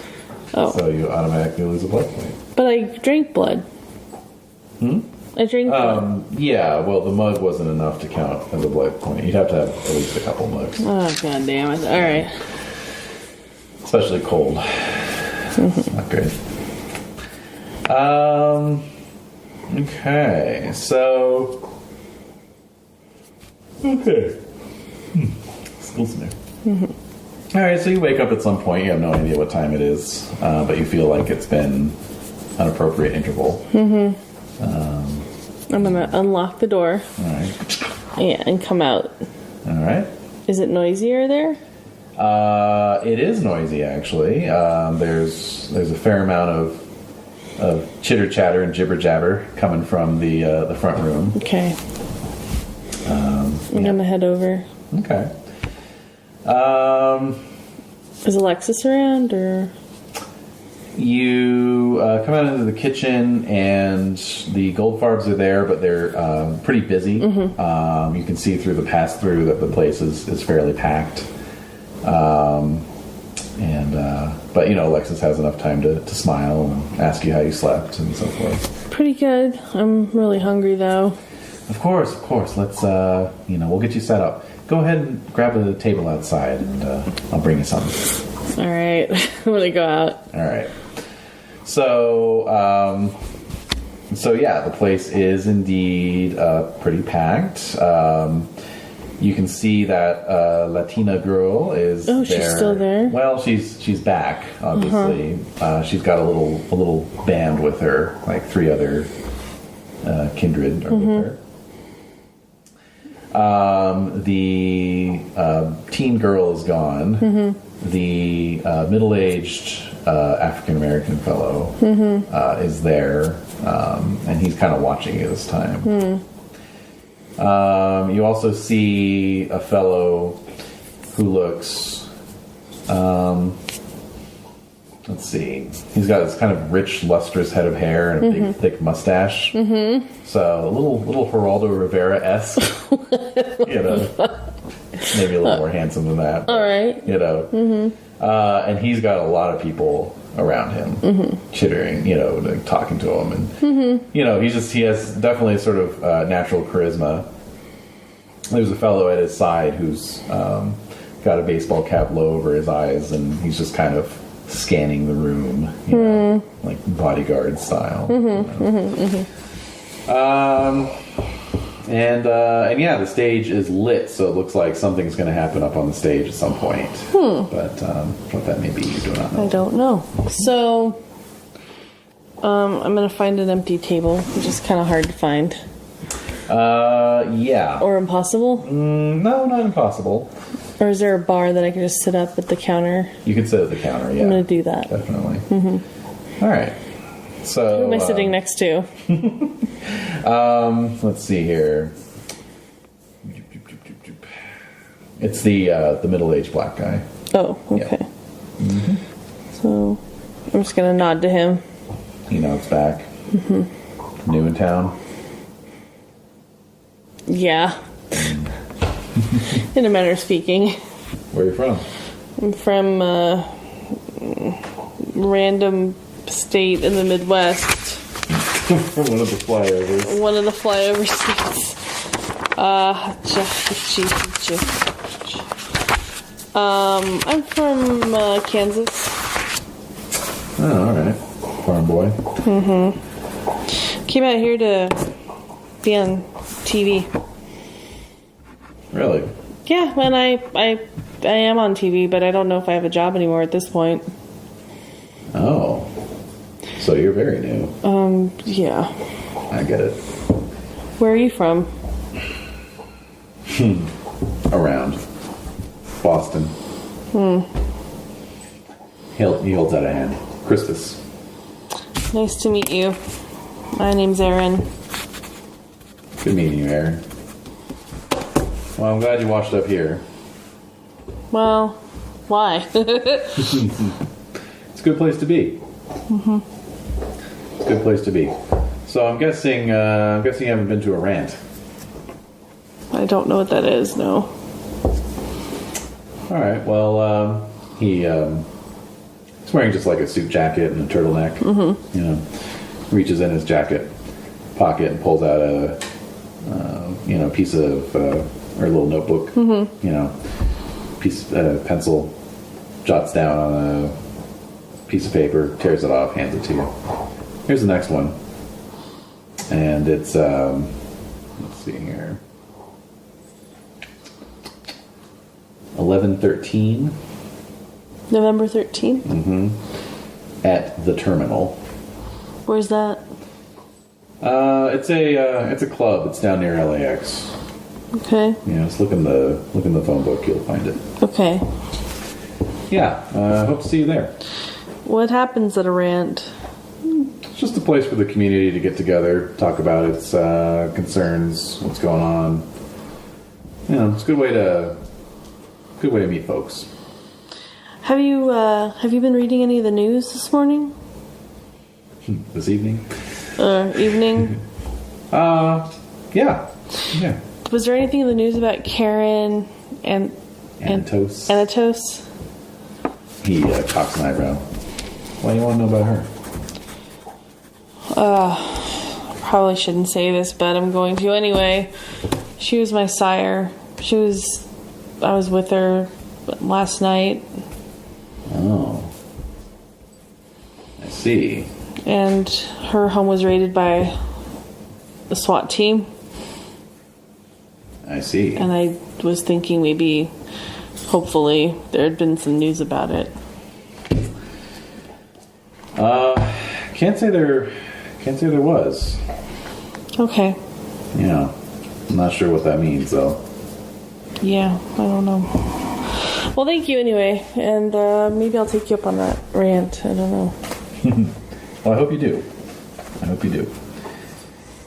So at that, there's a round of applause in the rest of the cafe, and Crispus turns on his seat, and coming up onto the stage is a quartet, and they are plugging in their instruments, you know, and so one of them, a woman with sort of, you know, dreadlocked hair and heavy eye makeup, gets up to the mic and she's like, "All right, we're baby chorus," and oh my God, like this other round of applause. Yeah, know? Are they humans? Are they? No, they are not. Hey, Doug. No, they are not. And so yeah, they begin to play, and it's this sort of somewhat dissonant folk metal kind of music. So does it sound good to me, or does it? They're good. You know, I mean, I don't know what your style is. Like, your John Cougar Mellencamp type. Yeah, probably more mainstream. Yeah, it's fairly underground stuff. Yeah, you know. So, but yeah, a lot of the vampires in the club seem to be into it. There's a fair amount who are gathered up at the front, you know, sort of bobbing their heads, and, you know, so forth. Crispus gets up and sort of makes his way through the crowds over to the Geraldo Rivera type, and they have a brief but obviously meaningful conversation. Okay. So yeah, there's a lot of like looking in your direction and Me? At me personally? yes, at you personally. By who? Crispus and this mustachioed fellow. Okay, so they're looking at me. And the mustached fellow stands up and looks like he's getting ready to come over and talk to you. No. At this point, you feel someone pulling on your shirt sleeve. I look over. Okay. It is none other than Catherine Dubois, Louis Fortier's personal assistant. She's there in her, like, you know, perfect, not a hair out of place, tight bun, and sort of power business skirt and, you know, blazer. And hi. Hello. Monsieur Fortier wishes to speak with you. There's a limousine outside. I don't want to go. Now, if you please. He does not like to be kept waiting. I don't care. I'm not going with you. The last time I went with you, I did kill some girl. Wait, no, I didn't kill her. Did I? Oh, by the way, prior to this, Alexis has been keeping you supplied with warm blood. Okay. So go ahead and restore a blood point. Oh, yes. So, I'd rather not. I'm enjoying myself here, thank you. Oh. He's not my boss. He's not my boss. Like I don't. Actually, he is. He signed the contract. Oh shit! No, I don't know who he is. I don't even. Anyway, no, I'm not going with you. Hold on a second. Let's see what she has to say about that. If she can convince me otherwise, maybe. But I'm not just gonna go just because she says come with me. Come with me. All right, let's see here.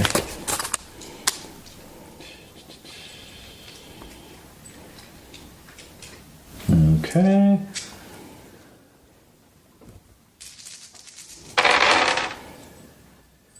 Okay, your current willpower is 5, correct? Mm-hmm. All right. She locks eyes with you and repeats her command, and you feel compelled. Can I fight it in any way? You could spend a willpower point to shake it off for 1 turn. Okay, I'm going to. All right. I said, come with me. And I said no. So she's maintaining this gaze with you. All right. What are you going to do? I'm going to look around. All right. The mustachioed fellow's making his way through the crowd. Yeah. I'm going to go toward him. All right. Anything. I don't know who he is. He could be Louis. Well, no, I've already met with Louis before. Yeah. But, yeah. Damn it, it's Fortier. But I'm Hello. I'm just like, no. No, I met with him before. But I really, it's bad. I don't really have a good memory of what we talked about. Yeah. Just that Karen is bad. You can't expect me to listen to the recordings in my spare time. Because I do work for a living, right? No. Okay. So, I don't really remember either. I'm going toward the mustachioed dude. All right. So she just watches you go. You feel like you're walking through mud. Yeah, basically. it's really difficult. Yeah. But then it pops like a balloon. And you're like, whoa. Okay. It's like you just descended 1,000 feet in altitude. Yeah. All right. And so the fellow is there. Hello. How are you? Oh God. I am Salvador. From the zine? From the zine. From the zine Alexis gave me? I pulled it out of my pocket. You're this guy? Yes. I am he. I haven't had a chance to read all of this, but... That is okay. Who are you? What? Who are you? I am nobody important.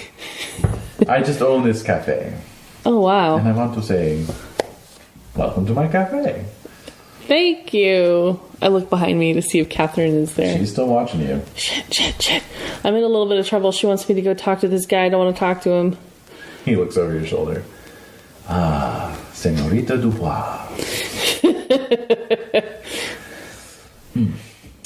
Yes, well, you have nothing to fear from Baron Fortier. He is a good man.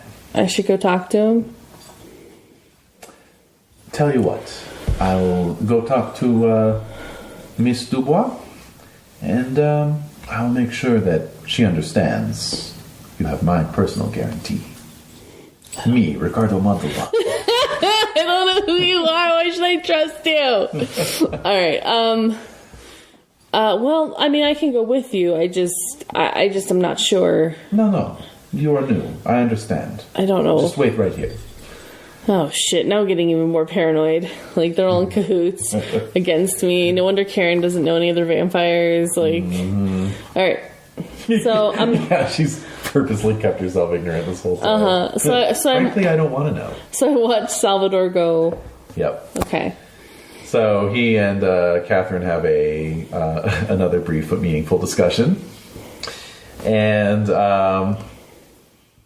does she look happy to see him, or how does she look like when she's talking to him? Or is she just like a really good poker face? Neutral poker face. Okay. Total poker face. Mm-hmm. Yeah. Diplomatic. She doesn't look happy or unhappy. Right. But, not like rebuffing him either. Right. Like she's talking to him and they're having a conversation. They're just talking. Right, exactly. Yeah. But it's neutral. It's not. Yeah, exactly. Okay. And then Salvador's motioning for you to come over. All right, so I go over. Okay. All right. Everything has been worked out. I didn't know there was anything to be worked out. An understanding has been reached. I look at Catherine. She nods. All right, I'll go with you. Very well. So, Salvador walks you out onto the sidewalk. Mm-hmm. It's not currently raining, but it looks like there was a real downpour during the day. The streets are slick with water. Okay. Are they cleaner than they? I still don't have shoes. No, you don't. Jesus. So I need some. So I turned to her. I need some shoes. That can be arranged. All right. So there's a chauffeur standing at the door. He opens the door. I get in the car. Clamber in. Salvador, leans down, hand on his knee. See you around, Aaron Evans. Oh, God. Door closes. It's so creepy. Off I go. So Catherine's like looking at you very cagily. I'm looking right back. Were you the one who called that SWAT team on Karen? No. We were not involved with that. Who was? If I knew, I couldn't tell you. Is she okay? Yes. Where is she now? She's at her mansion. Oh no, I don't want to see Karen again. It's like this combination of like, I do kind of care, like beyond my better judgment, but then when I'm confronted with the prospect of seeing her again, I don't want to. And I'm just like, oh shit. Yeah. No. Like, I don't care. All right. Yeah, you have these sort of half-formed memories of thinking about her all day while you were sleeping. Right. But I really I'm not, though. Mm-hmm. She just kept, photobombing all your dreams. So, wasn't that something we saw recently where somebody was like... Yeah, we did see that. Like, someone was... Photobombing things. Yeah. They were in every single frame. What do you need, dog? So... What do you need? Yeah. So alright, so she's looking at me cagily. Yes. Karen is there, and I'm like... Oh, Karen is at her mansion, yeah. Great. Okay, fine. So, what does the Baron want with me? He simply wishes to talk to you. It is concerning Karen, I'm afraid, but... Well, she's in a bit of trouble. How's that? It has to do with you. What about me? Well, I believe, if memory serves, as we discussed during our last meeting... Right. What she did was a significant violation of the Masquerade. By turning me in front of all those people? That's right. But how could anybody know? It could have just looked like it was part of a show. I'm an actor. People would know that. I'm an actor. It wasn't her first time. What? That was perhaps the most egregious, but she's been flaunting her particular nature in the public eye for a very long time now. Well, people are saying she doesn't realize that she's the only vampire. Like, she thinks she's the only vampire that exists. I've heard that as well. Perhaps, how can she believe disabused of that notion. How can she believe that if you're there? I mean, you're a vampire, right? Yeah, she's. Yeah. I say that to her. I say that to her. She looks at you like, bitch.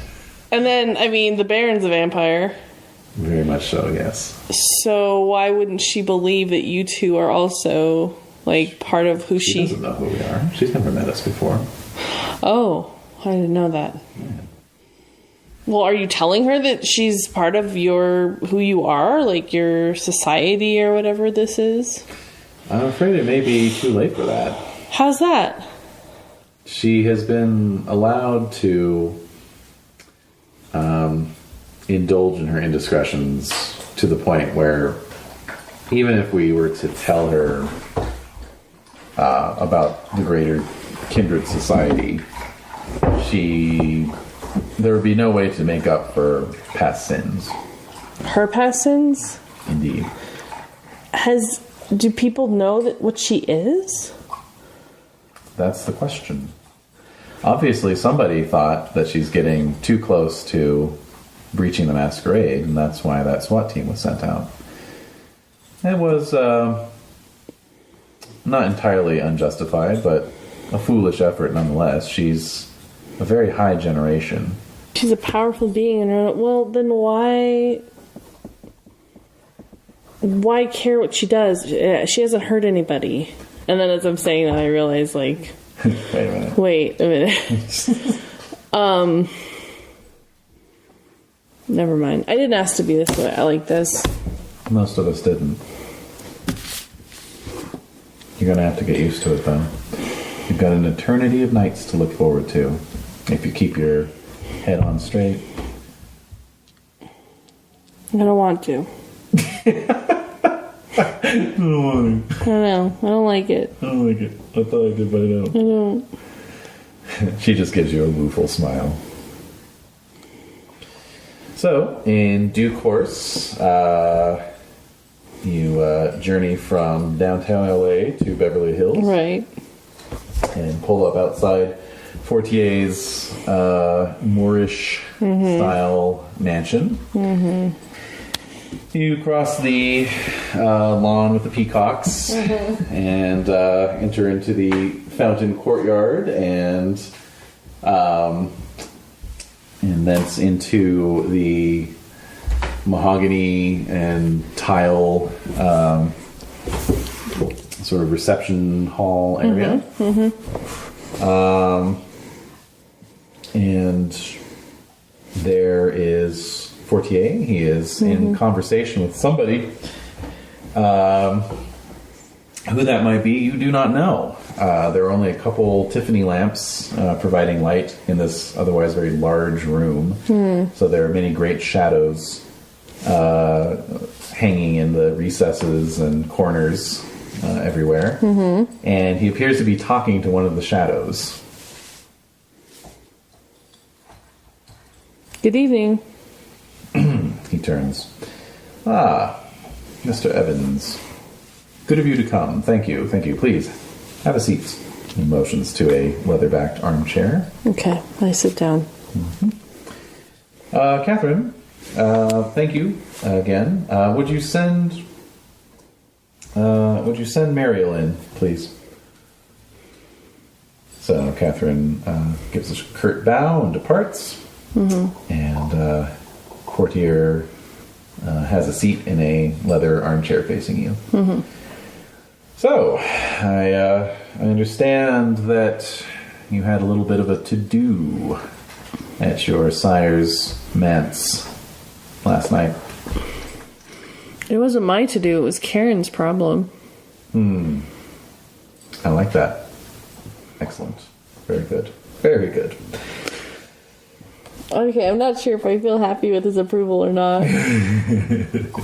But honestly, I had no idea what was going on. Of course not. How could you? No offense, but you were sired by an idiot. Well, that's not your fault. I'm not here to hold it against you. Many others will, though. Fair warning. However, why would they hold it against me? because you took the infamous sire flaw for 2 points. Why would they hold it against me? She has a bit of a reputation. I didn't ask her to do this to me. It doesn't matter. The fourth tradition. I think it's the fourth tradition. One of our traditions Yes. says that the sins of the child are reflected on the sire. But it goes both ways. I think that makes no sense. That's ridiculous. Well, that's why I'm not going to hold it against you. You're absolutely right. It wasn't your fault. Good. Yes. A sneezing dog. No. Good. Mario, please come in.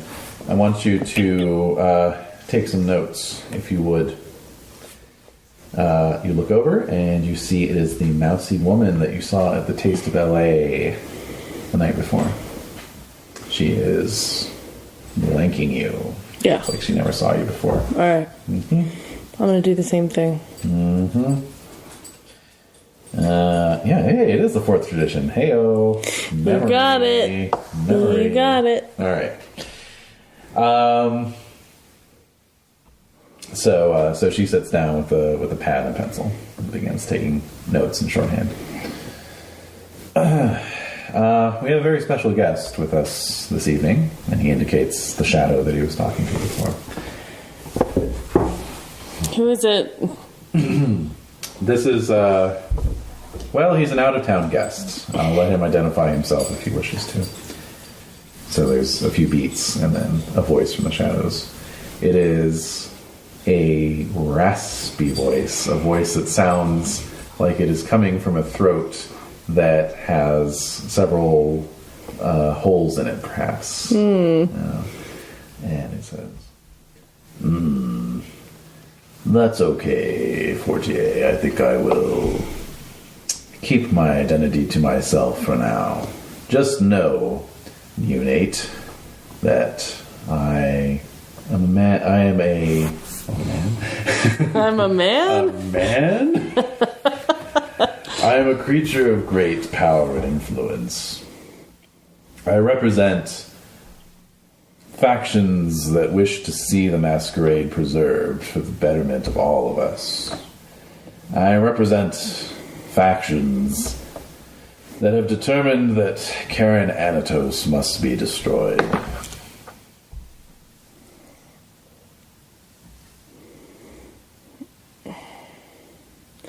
Don't you think she just needs to be educated?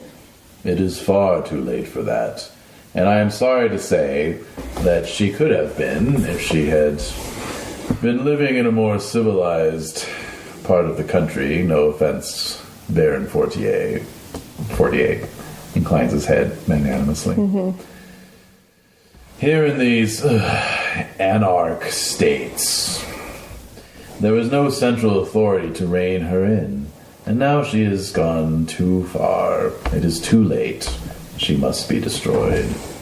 No one believes that she's a vampire. Not yet, but it won't take much more. She turned you.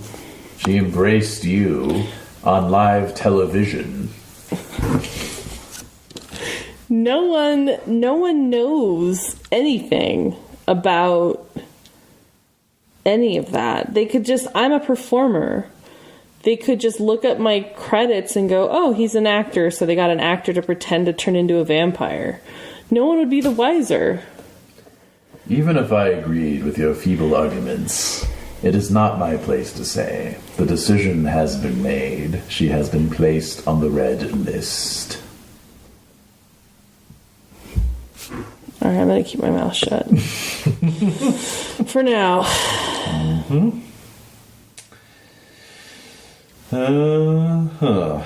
So Fortier takes his cue, speaks to you, and he says, as I said earlier, your status as the child of Karen Anatos is one that will reflect poorly on you in our society. So why kill her and make her into something that she obviously isn't? She's just ignorant. And if you said she's an idiot, why would anyone care about her? Why can't my own reputation, why can't you just see what kind of person I'm going to be and hold that as being relevant instead of her idiocy? Well, that's a fair point. However, I ask you to stop thinking in mortal terms and start thinking in kindred terms. You are what they call a neonate. You will remain a neonate for quite some time. On a scale where we live for centuries, it is not too much to ask that one takes decades to prove themselves. You are not going to be accepted into our society overnight. However, you are sitting in a center of some influence. You are talking with some who may take you under their wings, help you prove your place in our society faster than you could do on your own. You would be fighting less of an uphill battle, shall we say. Why don't you make it an equal playing field? If you want to preserve this masquerade that you have established here that I know nothing about, why wouldn't you make sure that all of the people who get turned have this opportunity to be able to preserve your precious masquerade? Why do you only give it to a few people, and then why punish the people who are completely ignorant of it? An icy silence descends over the room. Yeah! Yeah, I'm gonna die. Someone wants to choke me out. Yeah. Yeah. All right. From the shadows, search him. Dude, I have no underwear on right now. I'm not even wearing shoes. What do I have on me? Fortier looks at you and says, would you do us the honor of turning out your pockets? I did, but guess what? I put the zine on the bar. Sweet. Before I left. Nice. Anyway, Zine. I turn out my... You didn't really describe it to anybody. You didn't really describe it. I was leaving it up to So you. what I'm holding in my hands is a crumpled pamphlet called the Anarch Manifesto that's stapled together and folded in many different ways, which makes it look like... And it's all typed in like page after page with very little... paragraph breaks. Anyway, I put that shit on the bar. I know I didn't say it. I know it's kind of retro, but I didn't. I did do that. All right. All right, so you turn out your pockets. Because I'm coming back there. I wasn't gonna, I'm not, and I know that what they're doing is like, I'm kind of distrustful of them. So, Okay. I turn out I have nothing. I even take my shirt off. Put your shirt back on. You call it a shirt with the stupid shark on it. Yeah. Wait. Put your chemise back on. I do. My guest has a fundamental opposition to the position that you're taking, I'm afraid. I am not unsympathetic, as he knows. Mm-hmm. He is a guest in my house, and therefore we must be respectful of his feelings. But likewise, I would ask him to be respectful of ours. There is a silence from the shadows that seems to indicate assent. I just don't see the point of punishing people for something that you're creating. That's fine. We wanted to give you the opportunity. Karen will be targeted. I get it. If you were to help us in any way, With what? you could be a mole. Go back to her. You already know what she's doing. Why do you need me? Domain and gather some information. We don't know what she's doing. What sort of security measures does she have? What are her powers? We know very little about her. And yet you called the SWAT team on her. Oh, we did not do that. Who did that then? We do not know. We are looking into it. But you need me to look into it, even though Our you're all... methods are not nearly as vulgar.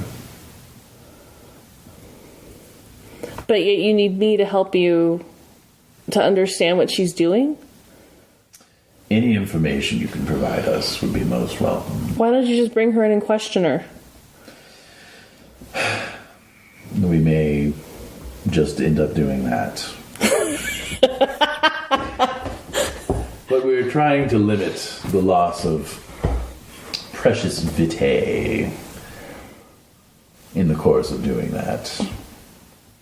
One thing we learned, even though we did not initiate the police action, was that she's more than capable of defending herself. Mm-hmm. She left 4 police officers dead and put 2 more in the hospital. Oh, shit. Where is she now? She is back in her domain, blissfully unaware of the wheels that are turning against her. How do you know that I won't tell her about that? You may, if you wish, and align yourself with her and be destroyed just like she. It is up to you.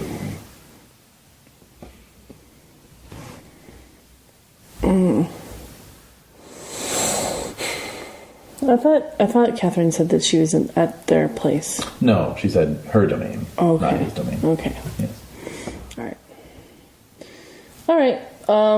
Well, I can't agree that I'm going to necessarily be very good at finding out any information. She's very elusive and has her mysterious ways of being. I don't understand. After all, I'm just a neonate. So how can you expect me to have very good skills anyway? You've survived this far. Yeah, barely. Through the help of others. Indeed. You're obviously cagey, smart. And, as I said before, any service you render to me and to my guest, we will remember it.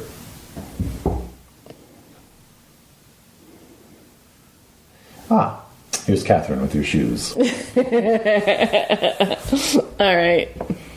So I'm just looking down. I'm very frustrated. I don't know what to say. Mm-hmm. I'm feeling like totally painted into a corner.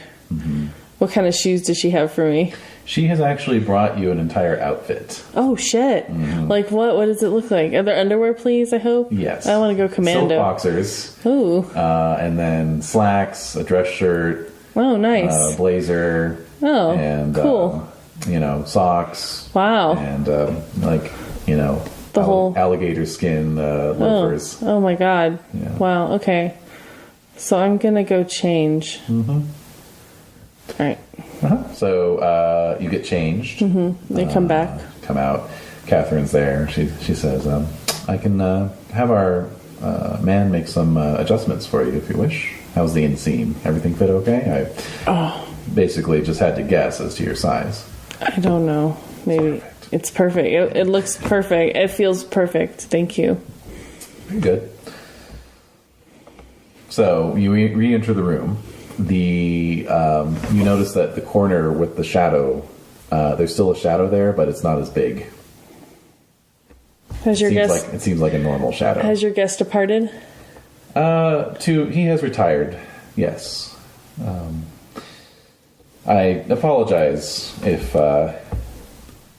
you felt a bit put upon. He, as I said earlier, does not care for the Anarch cause. And he is only here on the understanding that he is not to meddle with our particular ecology. Yes. However, I am sympathetic to his desire to eliminate Karen from the equation. She's just too much of a loose cannon and has been allowed to be so for far too long. Why didn't you intervene earlier? Well, all I can say is I thought she was harmless, and I underestimated that.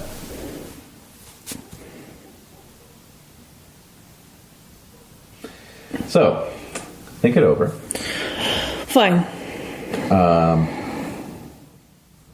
I can have my driver drop you off anywhere you wish.